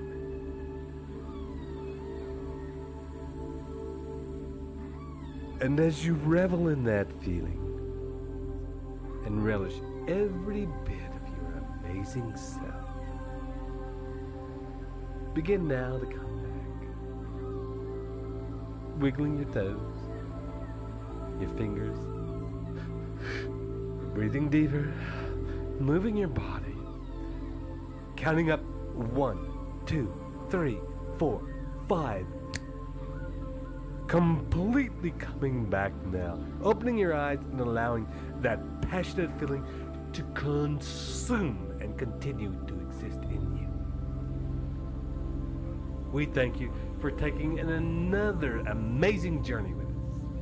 This is Ted Ciuba and Mike Gardner, wishing you the journey well.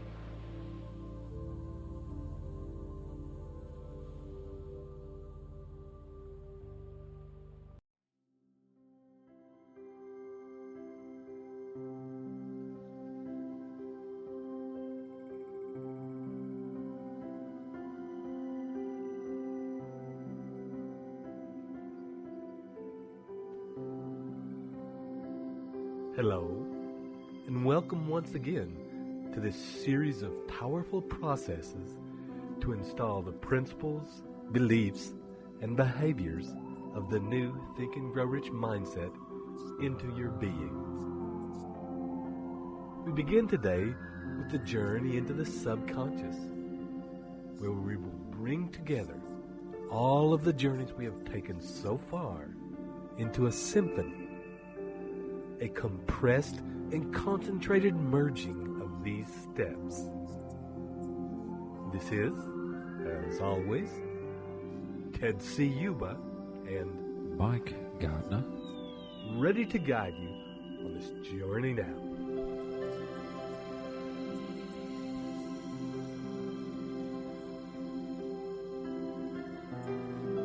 So, take a deep breath and get yourself deeply comfortable. And let's begin.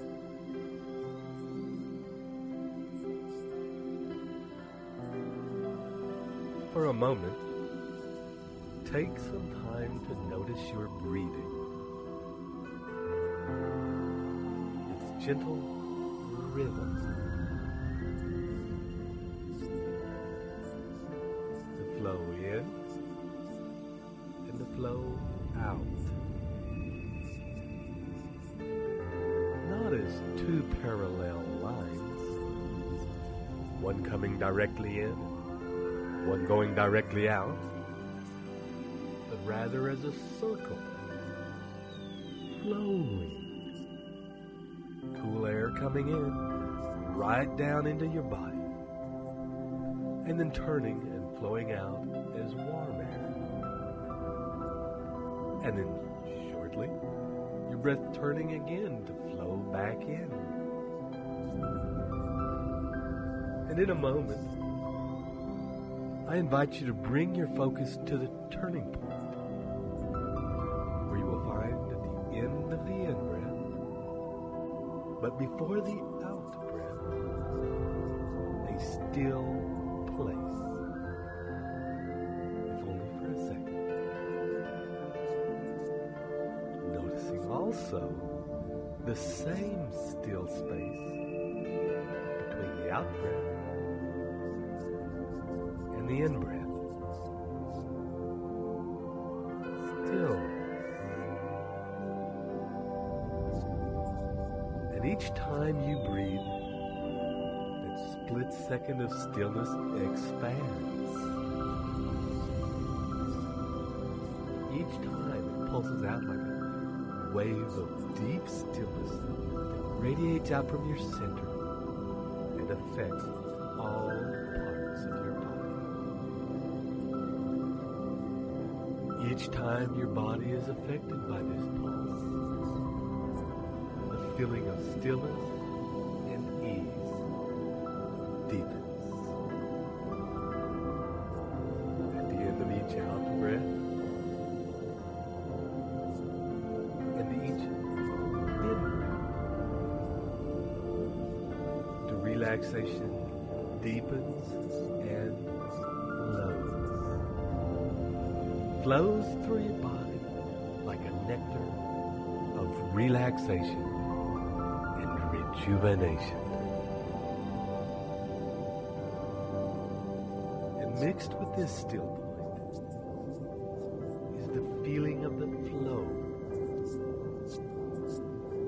On the out-breath, tension flows out, tiredness flows out, stress flows out. Natural rhythm, letting go of anything that has happened in your day so far,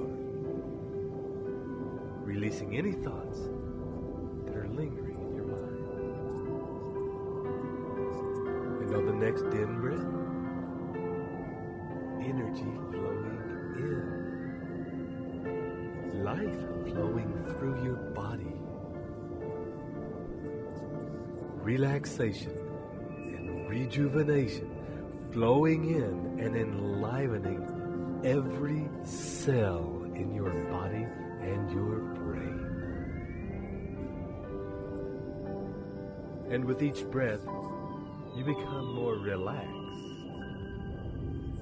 And the more you become relaxed still, the more you are able to communicate with your subconscious mind.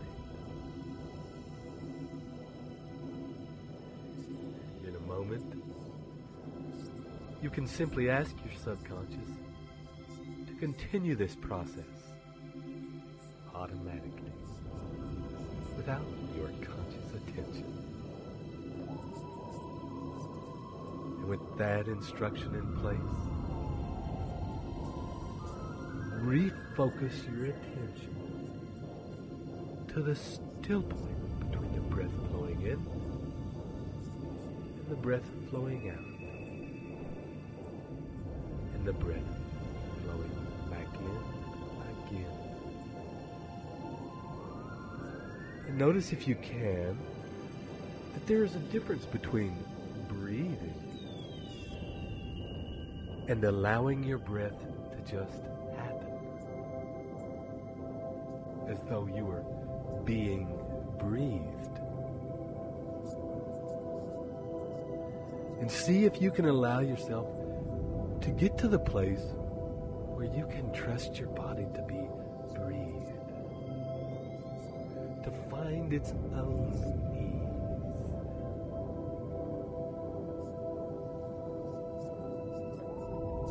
And you may discover that as your body finds this natural rhythm, that the spaces of stillness between the breath begin to expand.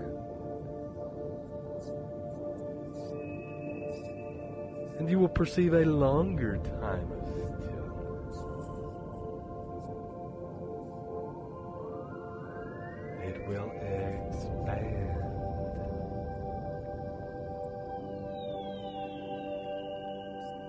And each time this stillness happens, the space between the breath, this expansion, you will begin to drift out further and further. The stillness is taking you out to a place beyond your surroundings, beyond the area where you live, beyond the countries, beyond the planet, traveling now beyond the solar system,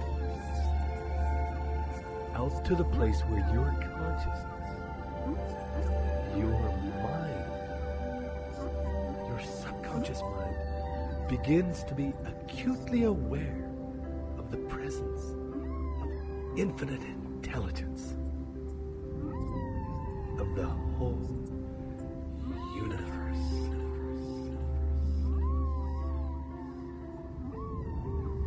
You are surrounded by a feeling of deep love. You may notice that the feeling is both an empty feeling and a full. That it's both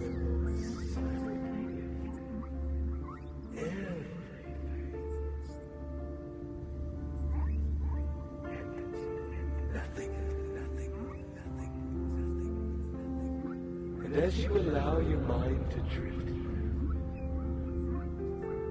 simply allow and relax into the feeling that surrounds you. Of absolute support and nurture. You are being cradled by the universe in the womb of creation.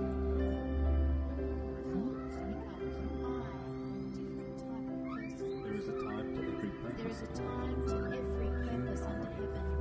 I am in flow. You are grateful I am happy and this grateful very this moment. very moment.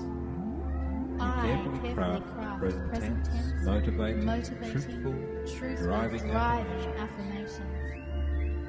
I enter profoundly into the fantasy of my consuming affirmations.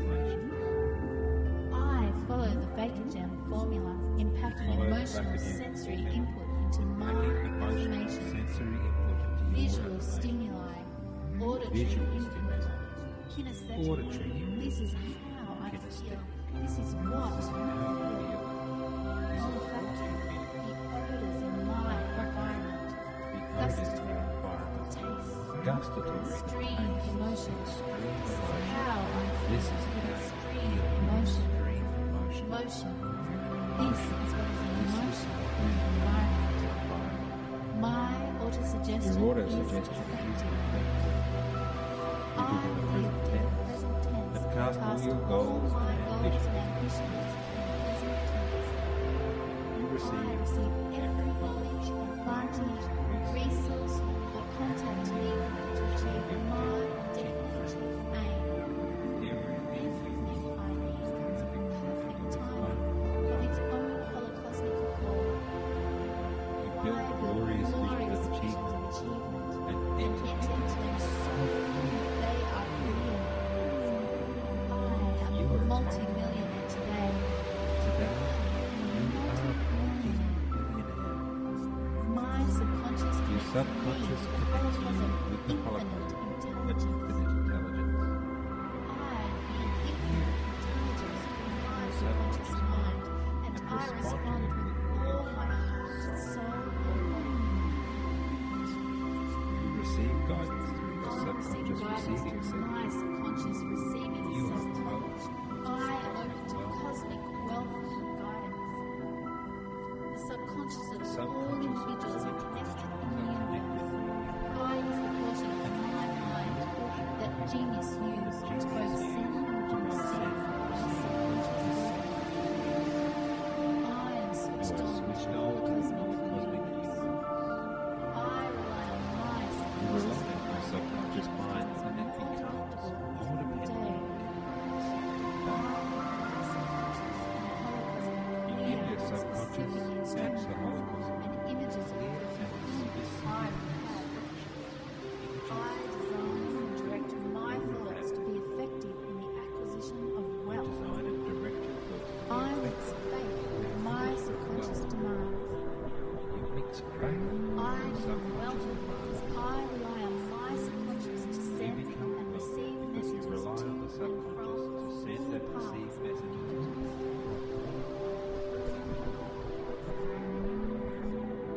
I program my subconscious mind Positive visualization. visualizations.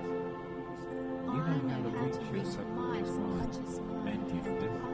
You are aware of The subtle talk of my subconscious mind.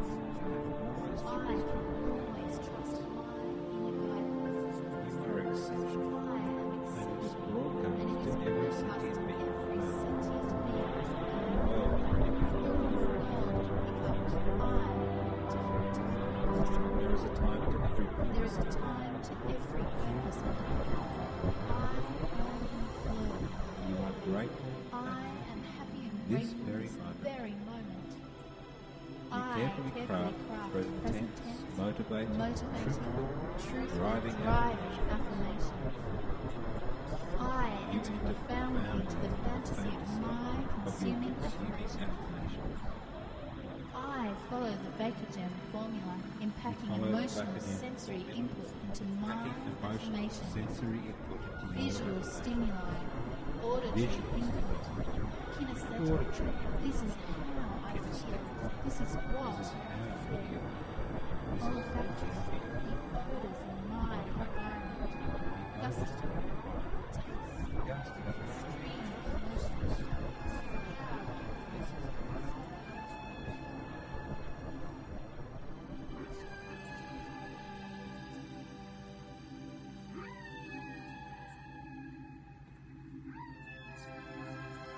And as you enjoy every moment, feeling nurtured and supported by infinite intelligence, you can also take this opportunity to communicate,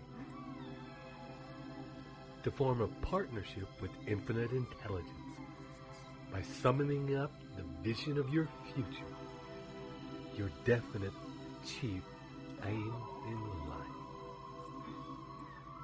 Imagine now your life as you wish it to be. In all the detail you have constructed, bringing it into your awareness now in vivid and vibrant detail. And with the same feeling and emotion with which you remember what happened yesterday, remember now the feeling of having that life.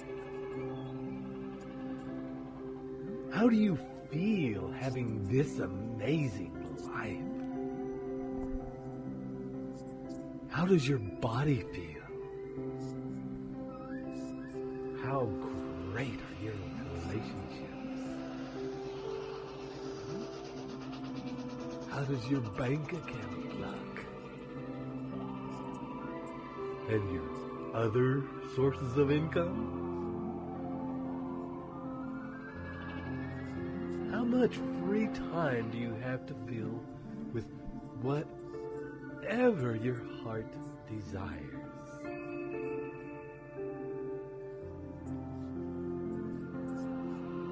does it feel like to have such a magnificent and successful business? Such solid investment.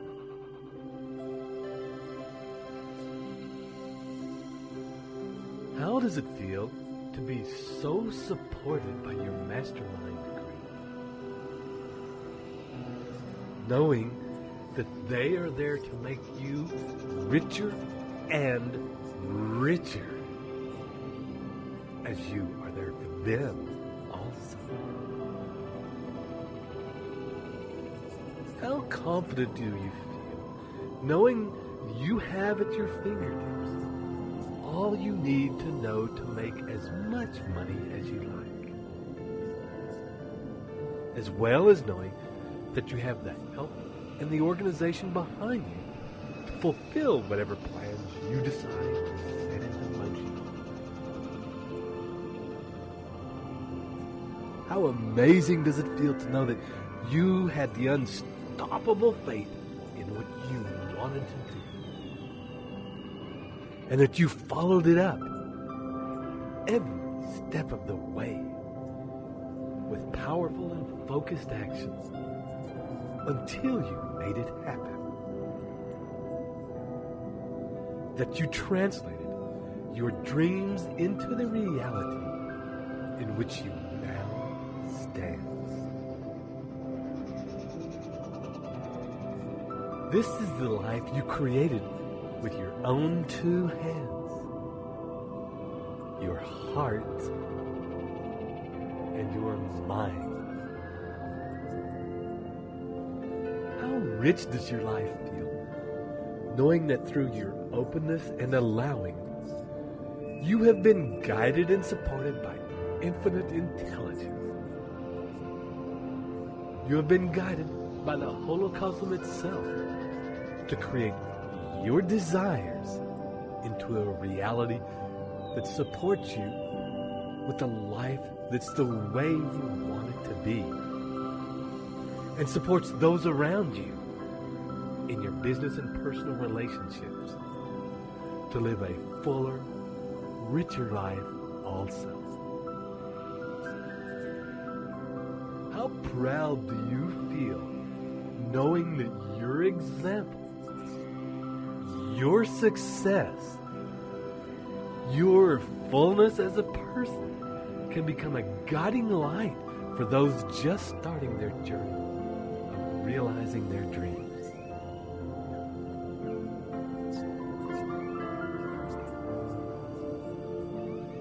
And as you drift in that place of communion with infinite intelligence and feel the nurture, support, and acceptance there for you, allow these visions, feelings, and passion to pulse out like waves out into the universe, vibrating in harmonic magnetic sympathy to the tone that connects all things. So that even now, those situations, circumstances, and ideas, those actions, those people needed to manifest your desires, are moving by the law of magnetism and entering your life at the ready to create those perfect combinations to bring this life of your dreams into reality.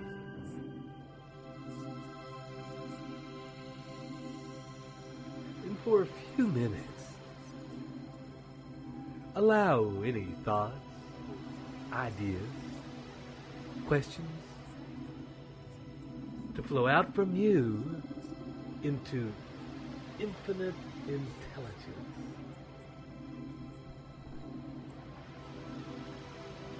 And at the same time, open yourself to accepting any feedback, answers, guidance, direction, ideas, inspirations that come back from the Holocaust. That universal intelligence that you are communing with back to you.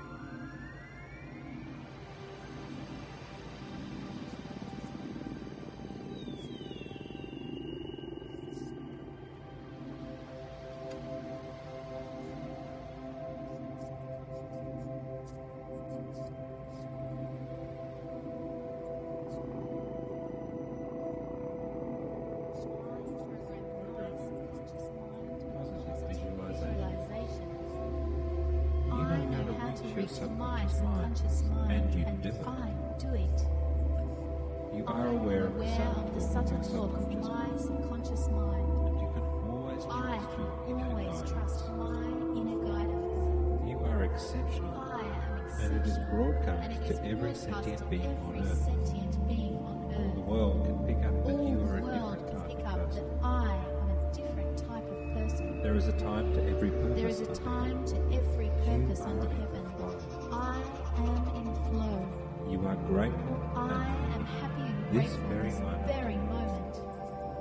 You carefully craft present tense, motivating, truthful, driving affirmations. I enter profoundly into the fantasy of my consuming affirmations. I follow the Baker Jam formula, impacting emotional sensory input into my affirmations. Visual stimuli, auditory input, kinesthetic. This is how I feel. This is what I feel. Olfactory, the odors in my environment. Gustatory, taste. Extreme emotions. This is how I feel. This is how you feel. Emotion. This is what is in motion in the environment. My autosuggestion is effective. I live in the present tense. Cast all your all goals my and goals and ambitions in the present tense. You I receive receive every knowledge, advantage, resource, or contact needed to achieve my definitive aim. Everything I need is the perfect timing of its public holocosmic call. feel I am the glorious glorious of visions achievement. of achievement and enter into them so fully they are real. I am a multi-millionaire today. Today, you are a multi-millionaire. My subconscious Your connects subconscious me connects you with the Holocaust with infinite intelligence. infinite intelligence. I hear Hear infinite intelligence through my subconscious mind, and I respond with all my heart and soul and body.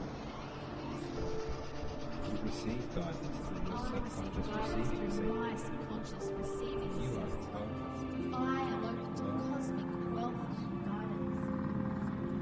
Subconscious and new individuals are connected in the universe.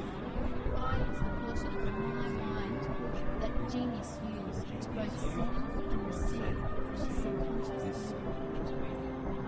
I am switched on with the holocosmic universe. I rely on my You subconscious rely on your mind. subconscious mind and it becomes automatic. Day.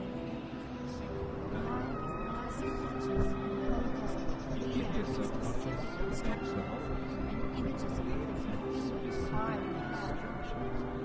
I design and direct my thoughts to be effective in the acquisition of wealth. Design and direct your thoughts to I the mix faith with my subconscious demands. You mix faith I with am wealth because I rely on my subconscious to send and receive messages to me. Send and receive.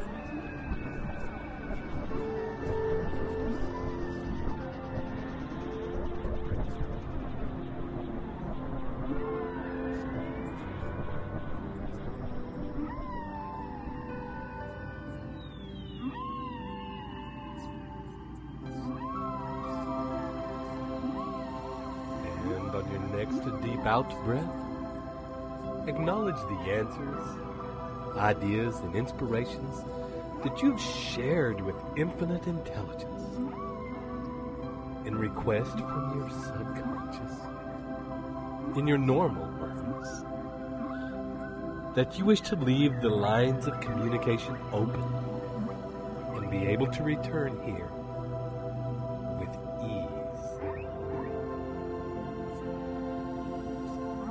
You can also request of your subconscious at this time that you quickly process information received and that you recognize with ease people, situations, and circumstances that opportunely appear in your life as they present themselves. And you take any and all appropriate action required to maximize the opportunities you have attracted.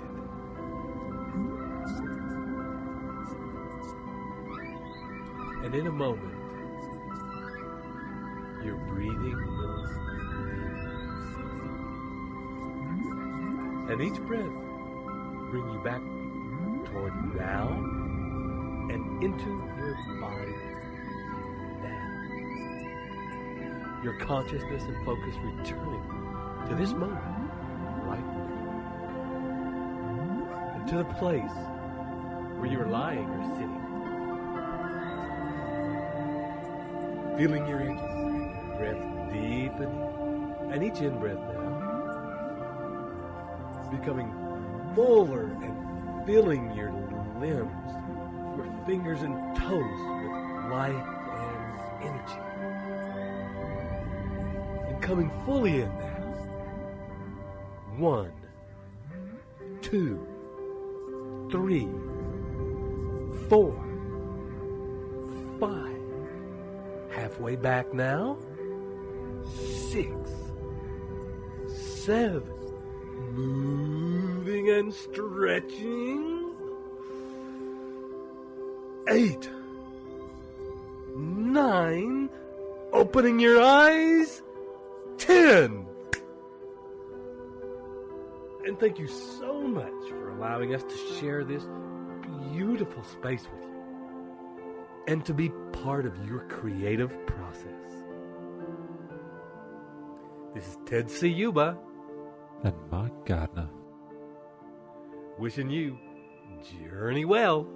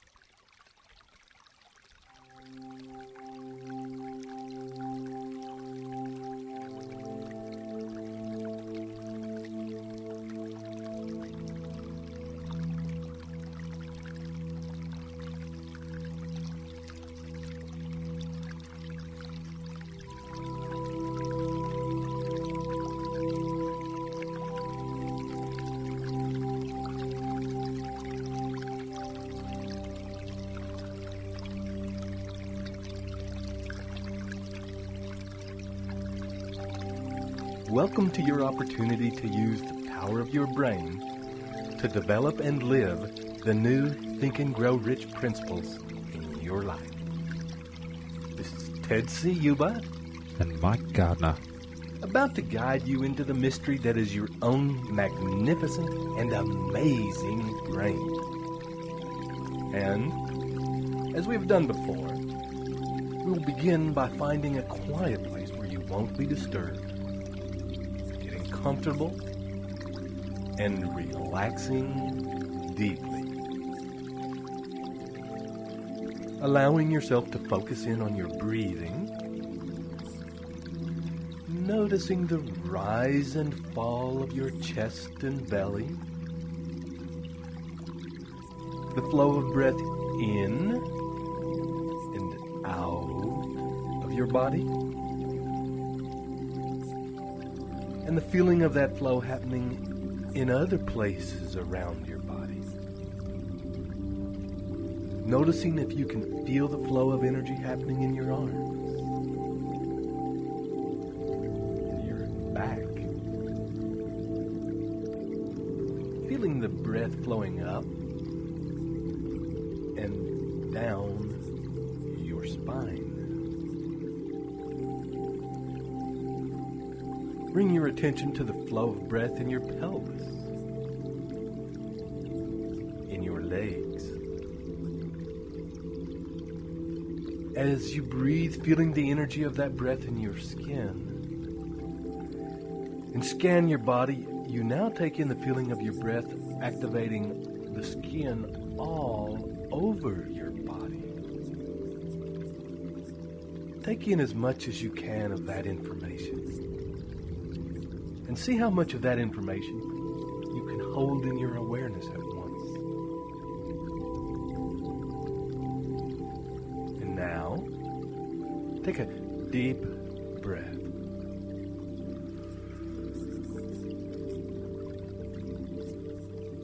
And on the out breath, allow your body to soften and relax.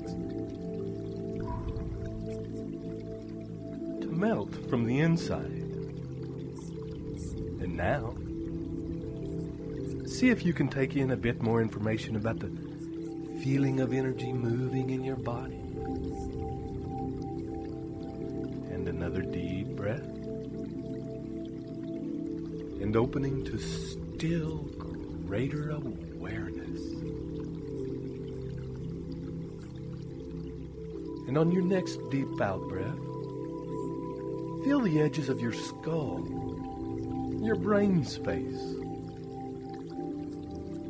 And with your eyes closed and soft, notice any details you can about the brain and the skull that protects it. Is there a space? Or does it feel tight? Is it heavy? Or is it light? Clear? Or foggy? Notice if there is tension in your brain, or your brain is completely relaxed and ready to expand to the next level. And if there is any residual tension or cloudiness in your brain, imagine as you breathe that the tension is flowing out with each out breath like a dark cloud. And that with each in-breath, light and clarity are flowing in like spring water and washing away any remaining darkness and tension, leaving your brain and brain space open and available for new information.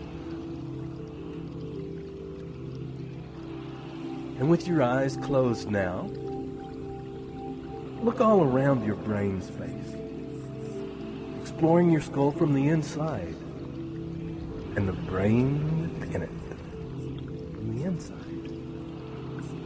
Take your eyes in a horizontal circular action, exploring the equator of your brain in a 360-degree circle around the middle from the inside. First, with your eyes going counterclockwise around your brain. Then after a few turns, reversing and going clockwise.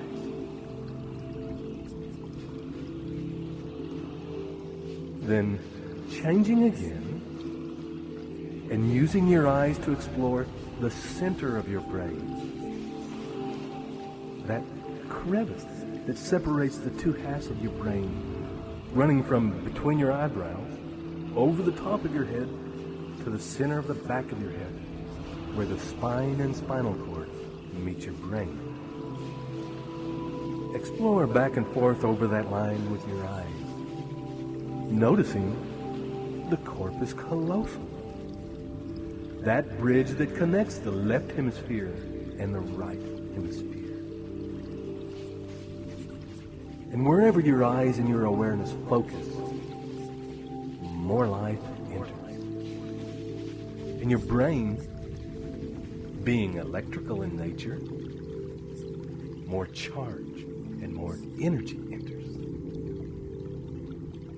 And your brain, being tuned, is a very powerful thing. So take a few minutes to explore every part of your brain that you can, noting as you do that whatever part of your brain you focus on becomes more active, more alive, lighting up like sparkling city lights from the air as your focus moves over and through them. And notice that this effect can happen even more so when your focus is combined with your breath. Breathing light into your brain to activate different parts. See if you can get your whole brain and spinal cord active and in your awareness at once. And maintain that awareness for as long as you can. And if it begins to fade or your attention drifts, just gently come back and start again. Your focus is energizing as often as you need to light up your whole brain.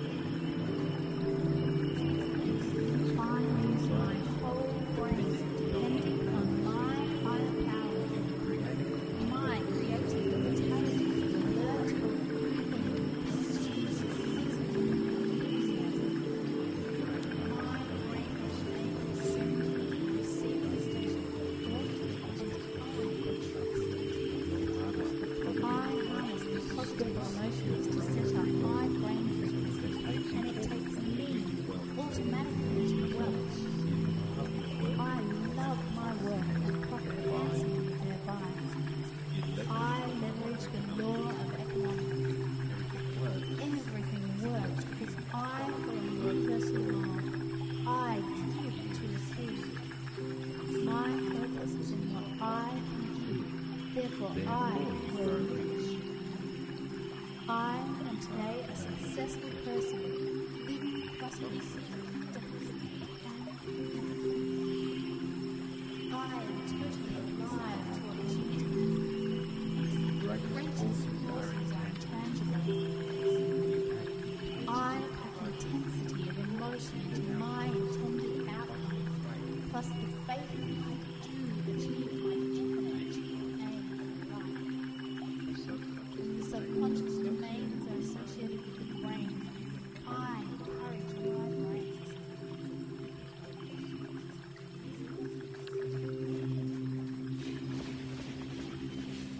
And with your brain now feeling more alive than ever, begin to focus your attention to a point along the line between the center of your eyebrows, in the corpus callosum, in the center of your brain. Turning your eyes toward that midpoint, that specific point, the center of your brain. Focusing now all your awareness to that point, allowing that place to come alive and fully charged, tuned, and activated.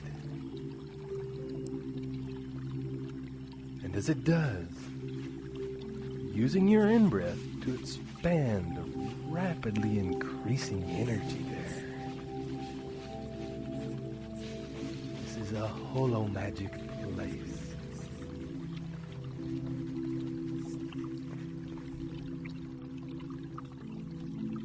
Using each in-breath now to draw energy from the rest of your body to that point. Drawing up your spine, your sexually charged energy, up to that central point of focus in your brain. Feeling it, charging it, enlivening it, opening that part of your brain to a communion with infinite intelligence.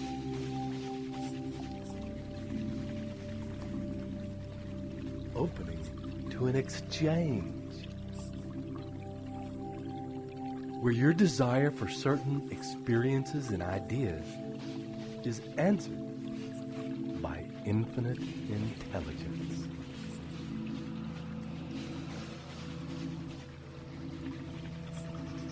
And so, as you breathe and continue to focus on this powerful center in your brain and hold that attention steady, you drop deeper. And each breath allows you to let go more deeply of all extraneous information,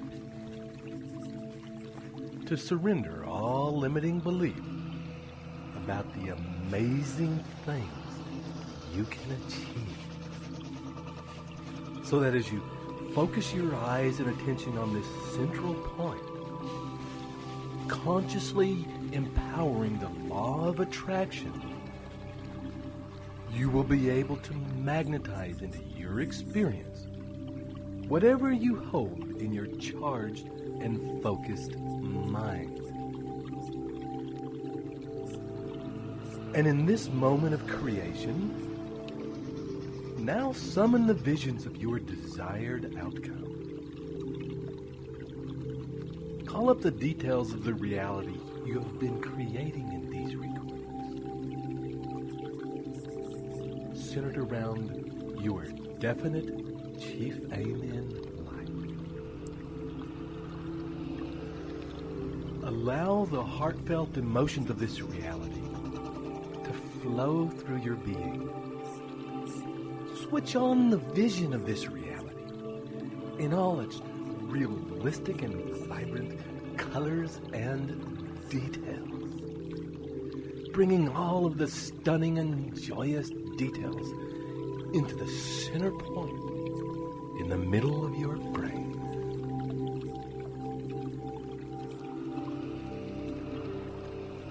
Hold it there. Unfold and explore the details of this world from this powerful point in your brain. Feel how you enlivened and charged your brain with the focus of your awareness. And how that energy and that charge is also activating and charging your vision, making it more real, more tangible, more alive. Fully immerse yourself in this world now from the central part of your brain. With your eyes turned inward towards the center, live this experience more fully as you have lived every day up to this moment.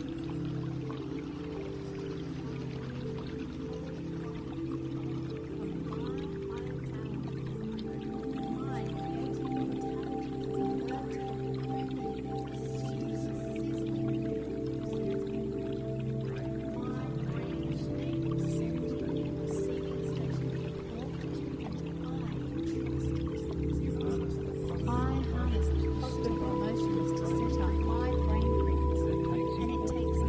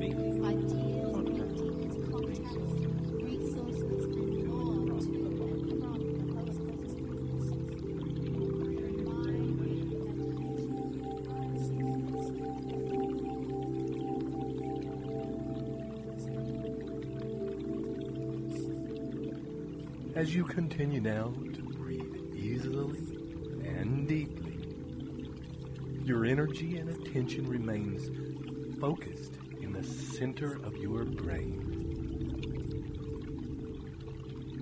And on the next deep out breath, you can release your visions and projections of your chief purpose in life into the hands of the universe with confidence.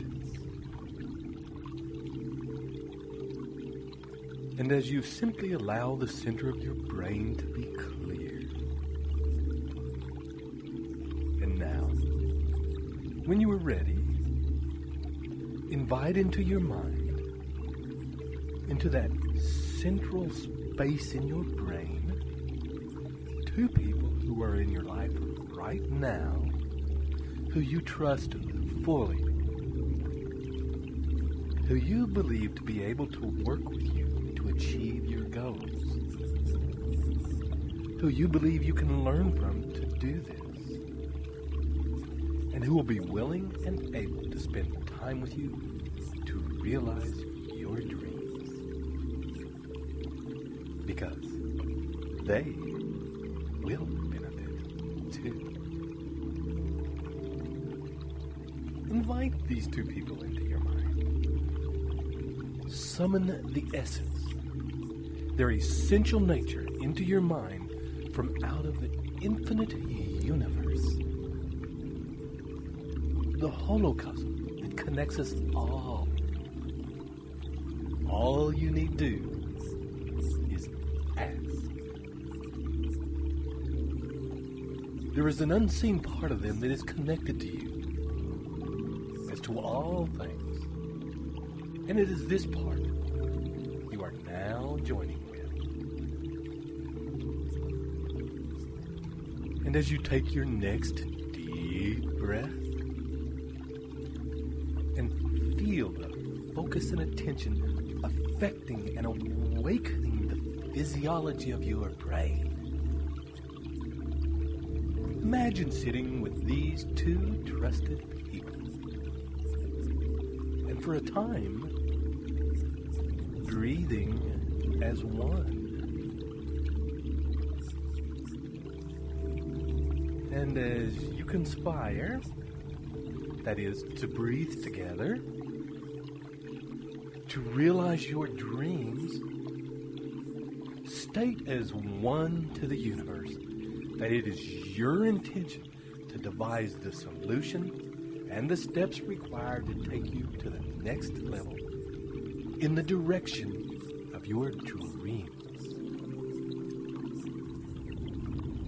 That you are fully ready to receive the answers and resources to that end. And that those answers should come from the highest source and represent the highest good for all life everywhere.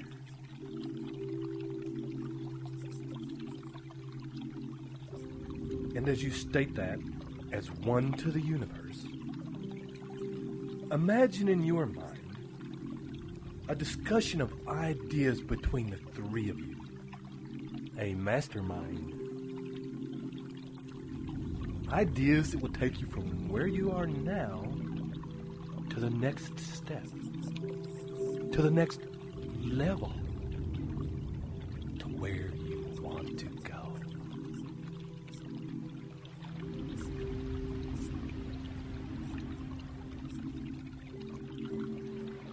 Allow ideas to flow unhindered, and also allow ideas, once presented, to evolve, to morph, to grow into bigger and more streamlined ideas. At this time, don't disregard any thought that passes through.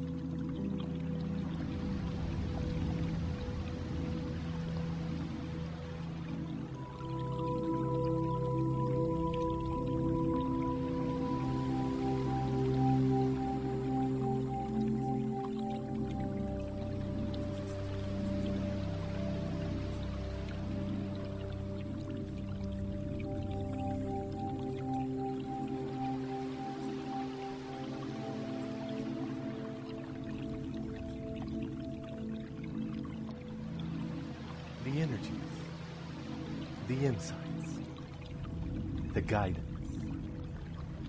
the direction. Holding them in your mind, in the center of your brain to continue to permeate and develop over the next few hours and days. Until such a time as a plan becomes crystal clear and the people and resources you need appear, and a plan of action can be put into place, activated, and sustained.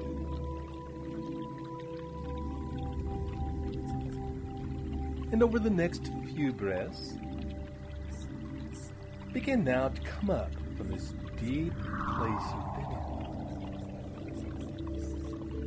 Release your attention from that central point of your brain. And allow your consciousness now to expand to notice your whole being. Wiggling your fingers and your toes now. Perhaps move a slight bit in your arms and legs.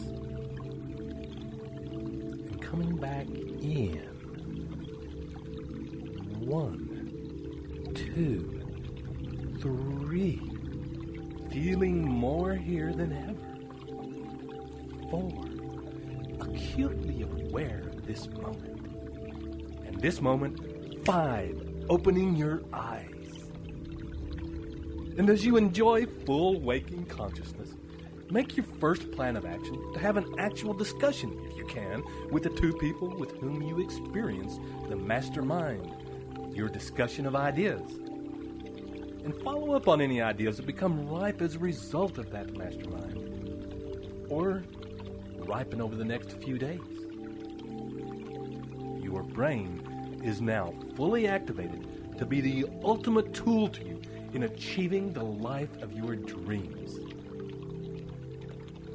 This is Ted Ciuba and Mike Gardner, wishing you live up to your true worth and journey well.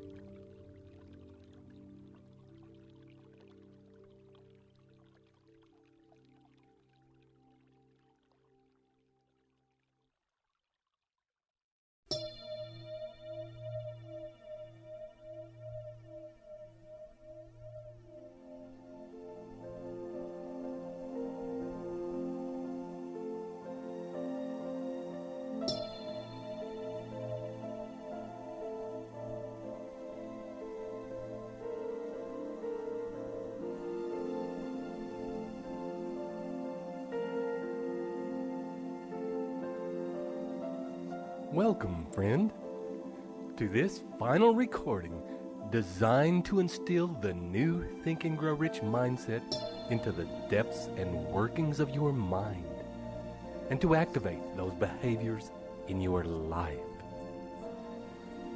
This final and most important of all the principles will help align you with the infinite intelligence of the universe so that you work hand in hand with that intelligence, so that you live every day with universal intelligence supporting your life. This is the nature of your creative genius, and a thing that will, with practice, allow you to rise above normal everyday thoughts and actions and inspire you to think and act out of your own greatness and magnificence so that you can reap the rich rewards that result from that. This is Ted Ciuba and Mike Gardner, ready to take you on this last journey so that you can discover and work with your own sixth sense. So, take a moment and let's get started. And we will presume you are already in a quiet place and resting comfortably, allowing, with each breath, your body to relax and soften. And, as we've done before, you will remember this feeling as you scan the edges of your body, searching for a place that is most relaxed. And when you find it, allowing each breath to expand that feeling, rolling out in ripples like a stone on a pond might create. Ripples that radiate relaxation and rest and stillness out into the rest of your body, affecting other parts, so that they begin to drop any tension and relax deeply. And with each breath, you will also find an opportunity to bring out any lingering thoughts of the day, so as to release the busyness of your mind. And imagine your brain and your brain space expanding and expanding and creating a feeling of lightness and space. And continue to breathe out any extraneous noise from your mind until it feels clear and light. Imagine for a moment, if you will, your mind is a dark room that has been locked for a long time. And now, as you unlock the door and walk in, you are able to bring more life into it. Visualize opening all the windows and letting the breeze blow through. Uncover all the furniture. Sweep away all the accumulated dust. Clean the windows. Clearly see yourself enjoying the process of clearing and cleaning every dark corner, every speck of dust and dirt, until this room of your mind feels a fresh and comfortable place for you to be. Spend time getting it to feel like a place you want to spend your time in. And when you feel finished, find yourself a great big comfortable armchair. Sit in it and enjoy the work you have done so far.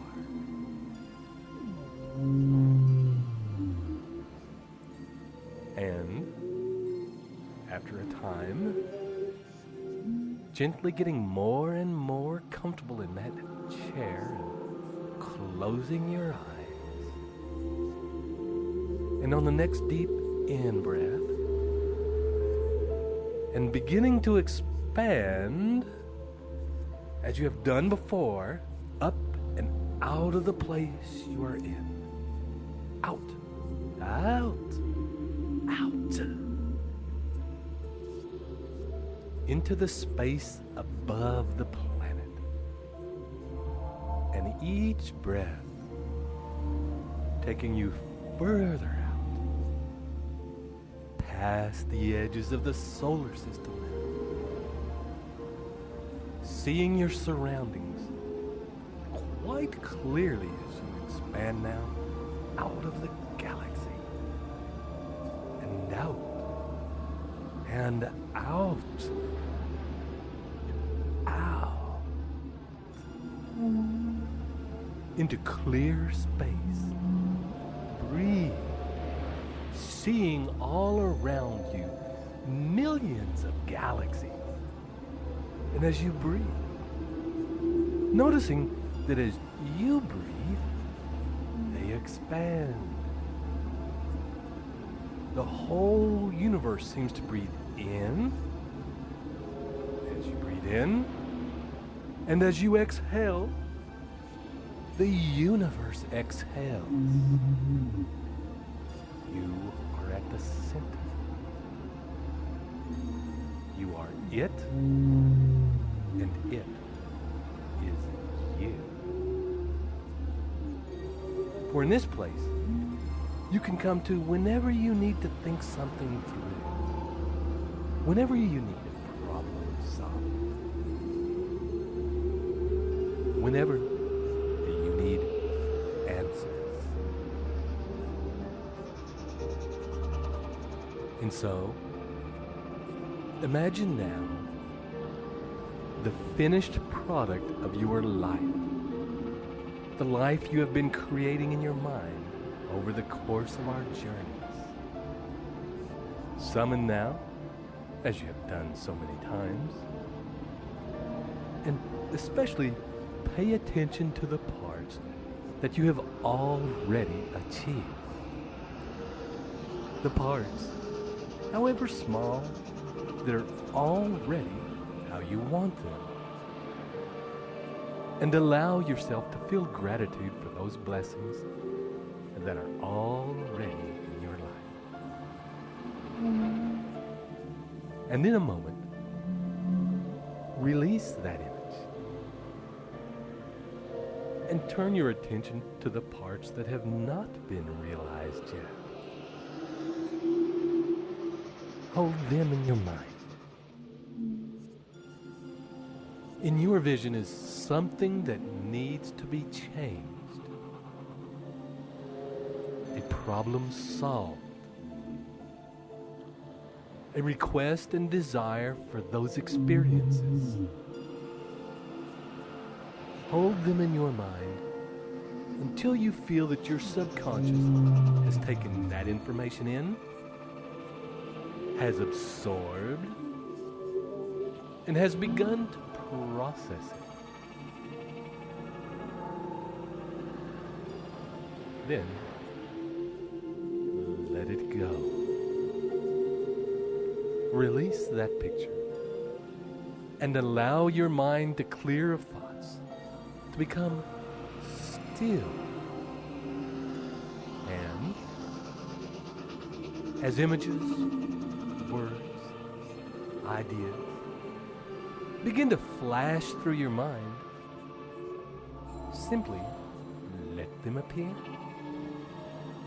Taking mental notes of the ones that feel most powerful. And then releasing them. Becoming still and clear in awaiting more information.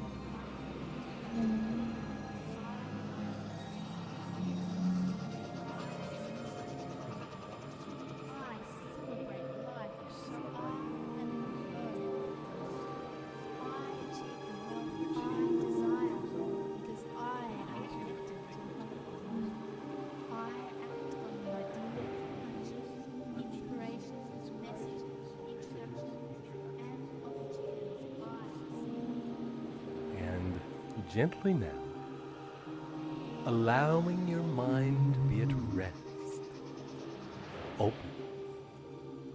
expanded, and connected to the infinite intelligence of the universe. May be of value at this time to thank that intelligence for answers you have received so far. And when you are ready, return now gently, and in your own time, back to the room of your mind, to find that it contains a very large round table with many chairs. Take time to take in all the details. The shape of the chairs, the feel of the table, the color, the material of which it's made. And amongst the places at the table, seat yourself now in the one that feels best to you. When you are fully seated at this table in this room of your mind, clean and light-filled through your efforts, and with your next deep breath, begin to invite into the room gently, and to a seat at the table, people whom you admire, people whose life, skills, personality, passion, and wisdom you personally wish to emulate. One by one, as you decide and invite, these people enter and take an appropriate seat, making themselves, by the timeless medium of the stuff of the universe, available to you, so you can model the things you wish to become.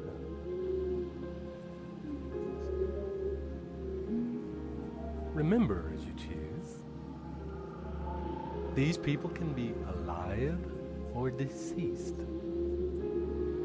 can be fully known to you or intuitive, people you have met and know, and people you would like to meet.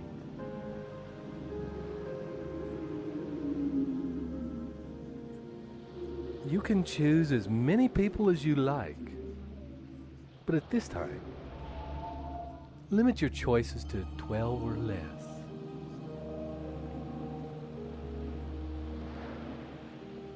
And when you are all seated at the table,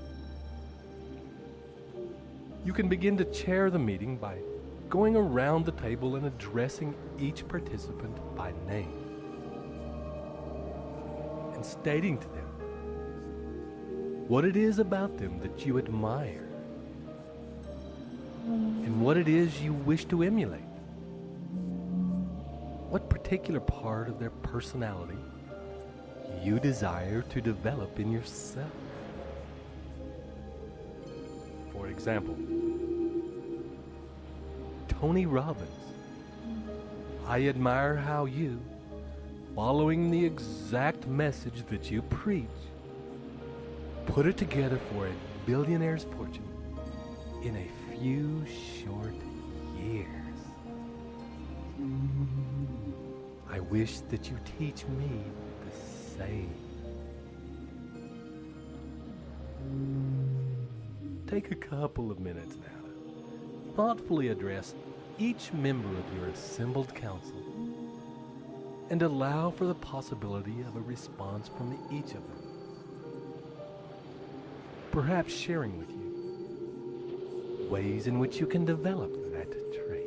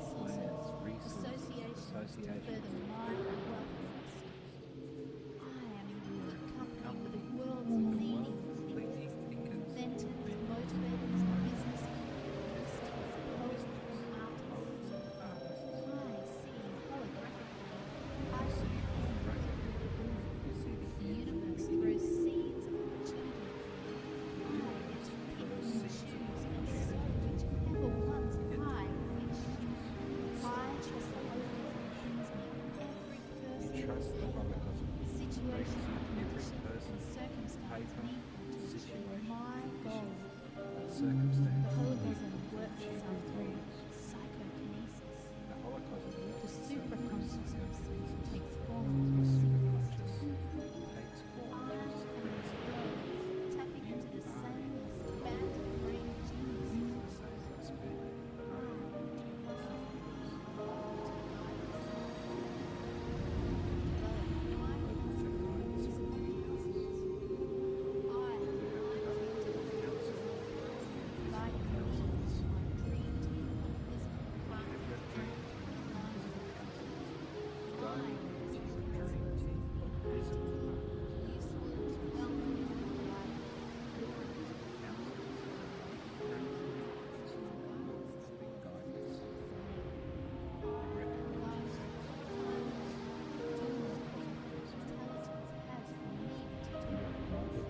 The sixth sense functions aesthetically in my life. New ideas flash into my mind. I receive inspiration.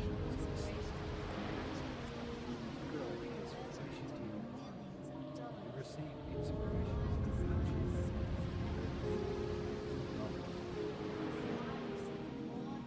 Desire serves magnetism. You receive more inspiration.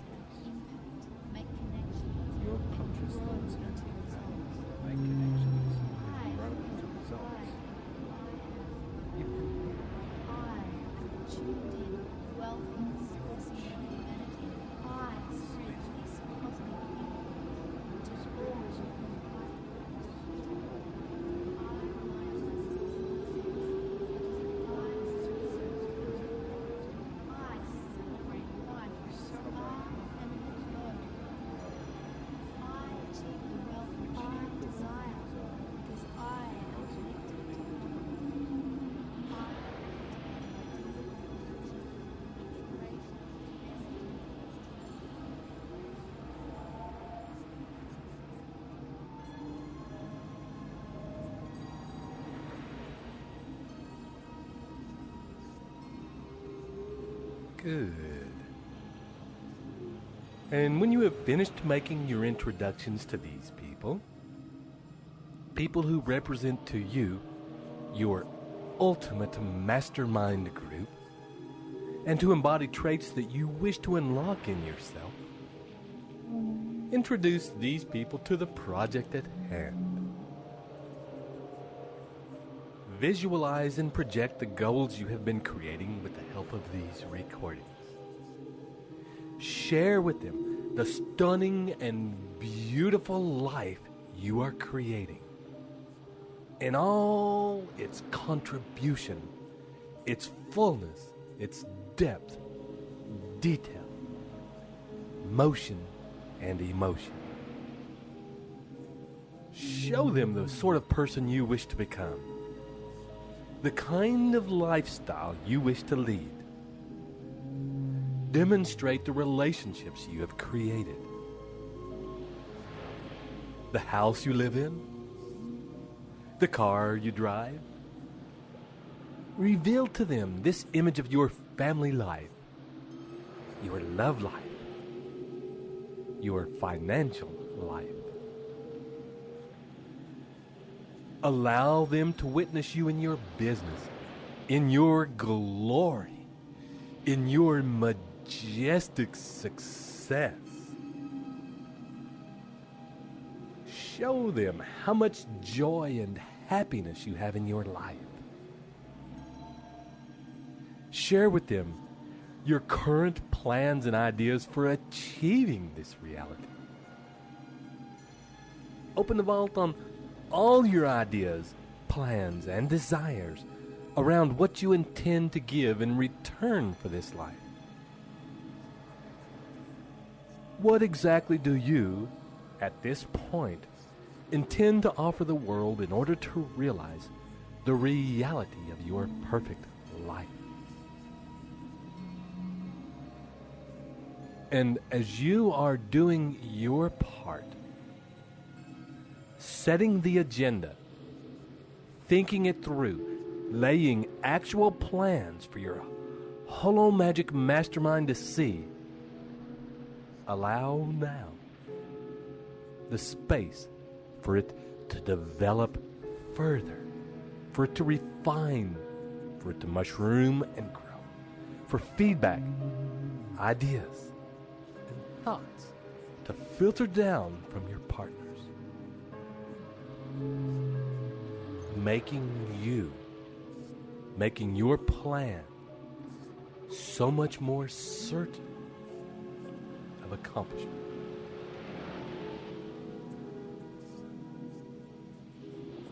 And as you hold this vision, be aware of the things in this scene that really inspire and drive you, and those that actually don't have much excitement for you at all. And make whatever changes are necessary in order to have that beautiful picture of your future as inspirational as possible, filled by your invisible counselors, the mystical master mind. And when you have finished in a sharing of visions and ideas and taken a deep breath, releasing those visions to the universe and into the minds of your round table members, look each now of the chosen people in their eyes, one at a time, and make a commitment to visit with these people regularly in this place, at this table, and that you will come with an open mind and a willingness to act on instruction, inspiration, and suggestions received with faith and persistence. Commit to them and yourself that you will bring the charge of your sexual energy, your passion, and your limitless imagination both into this place and also to take these things that are generated here out into the world to achieve your grandest vision and work toward the highest good of all.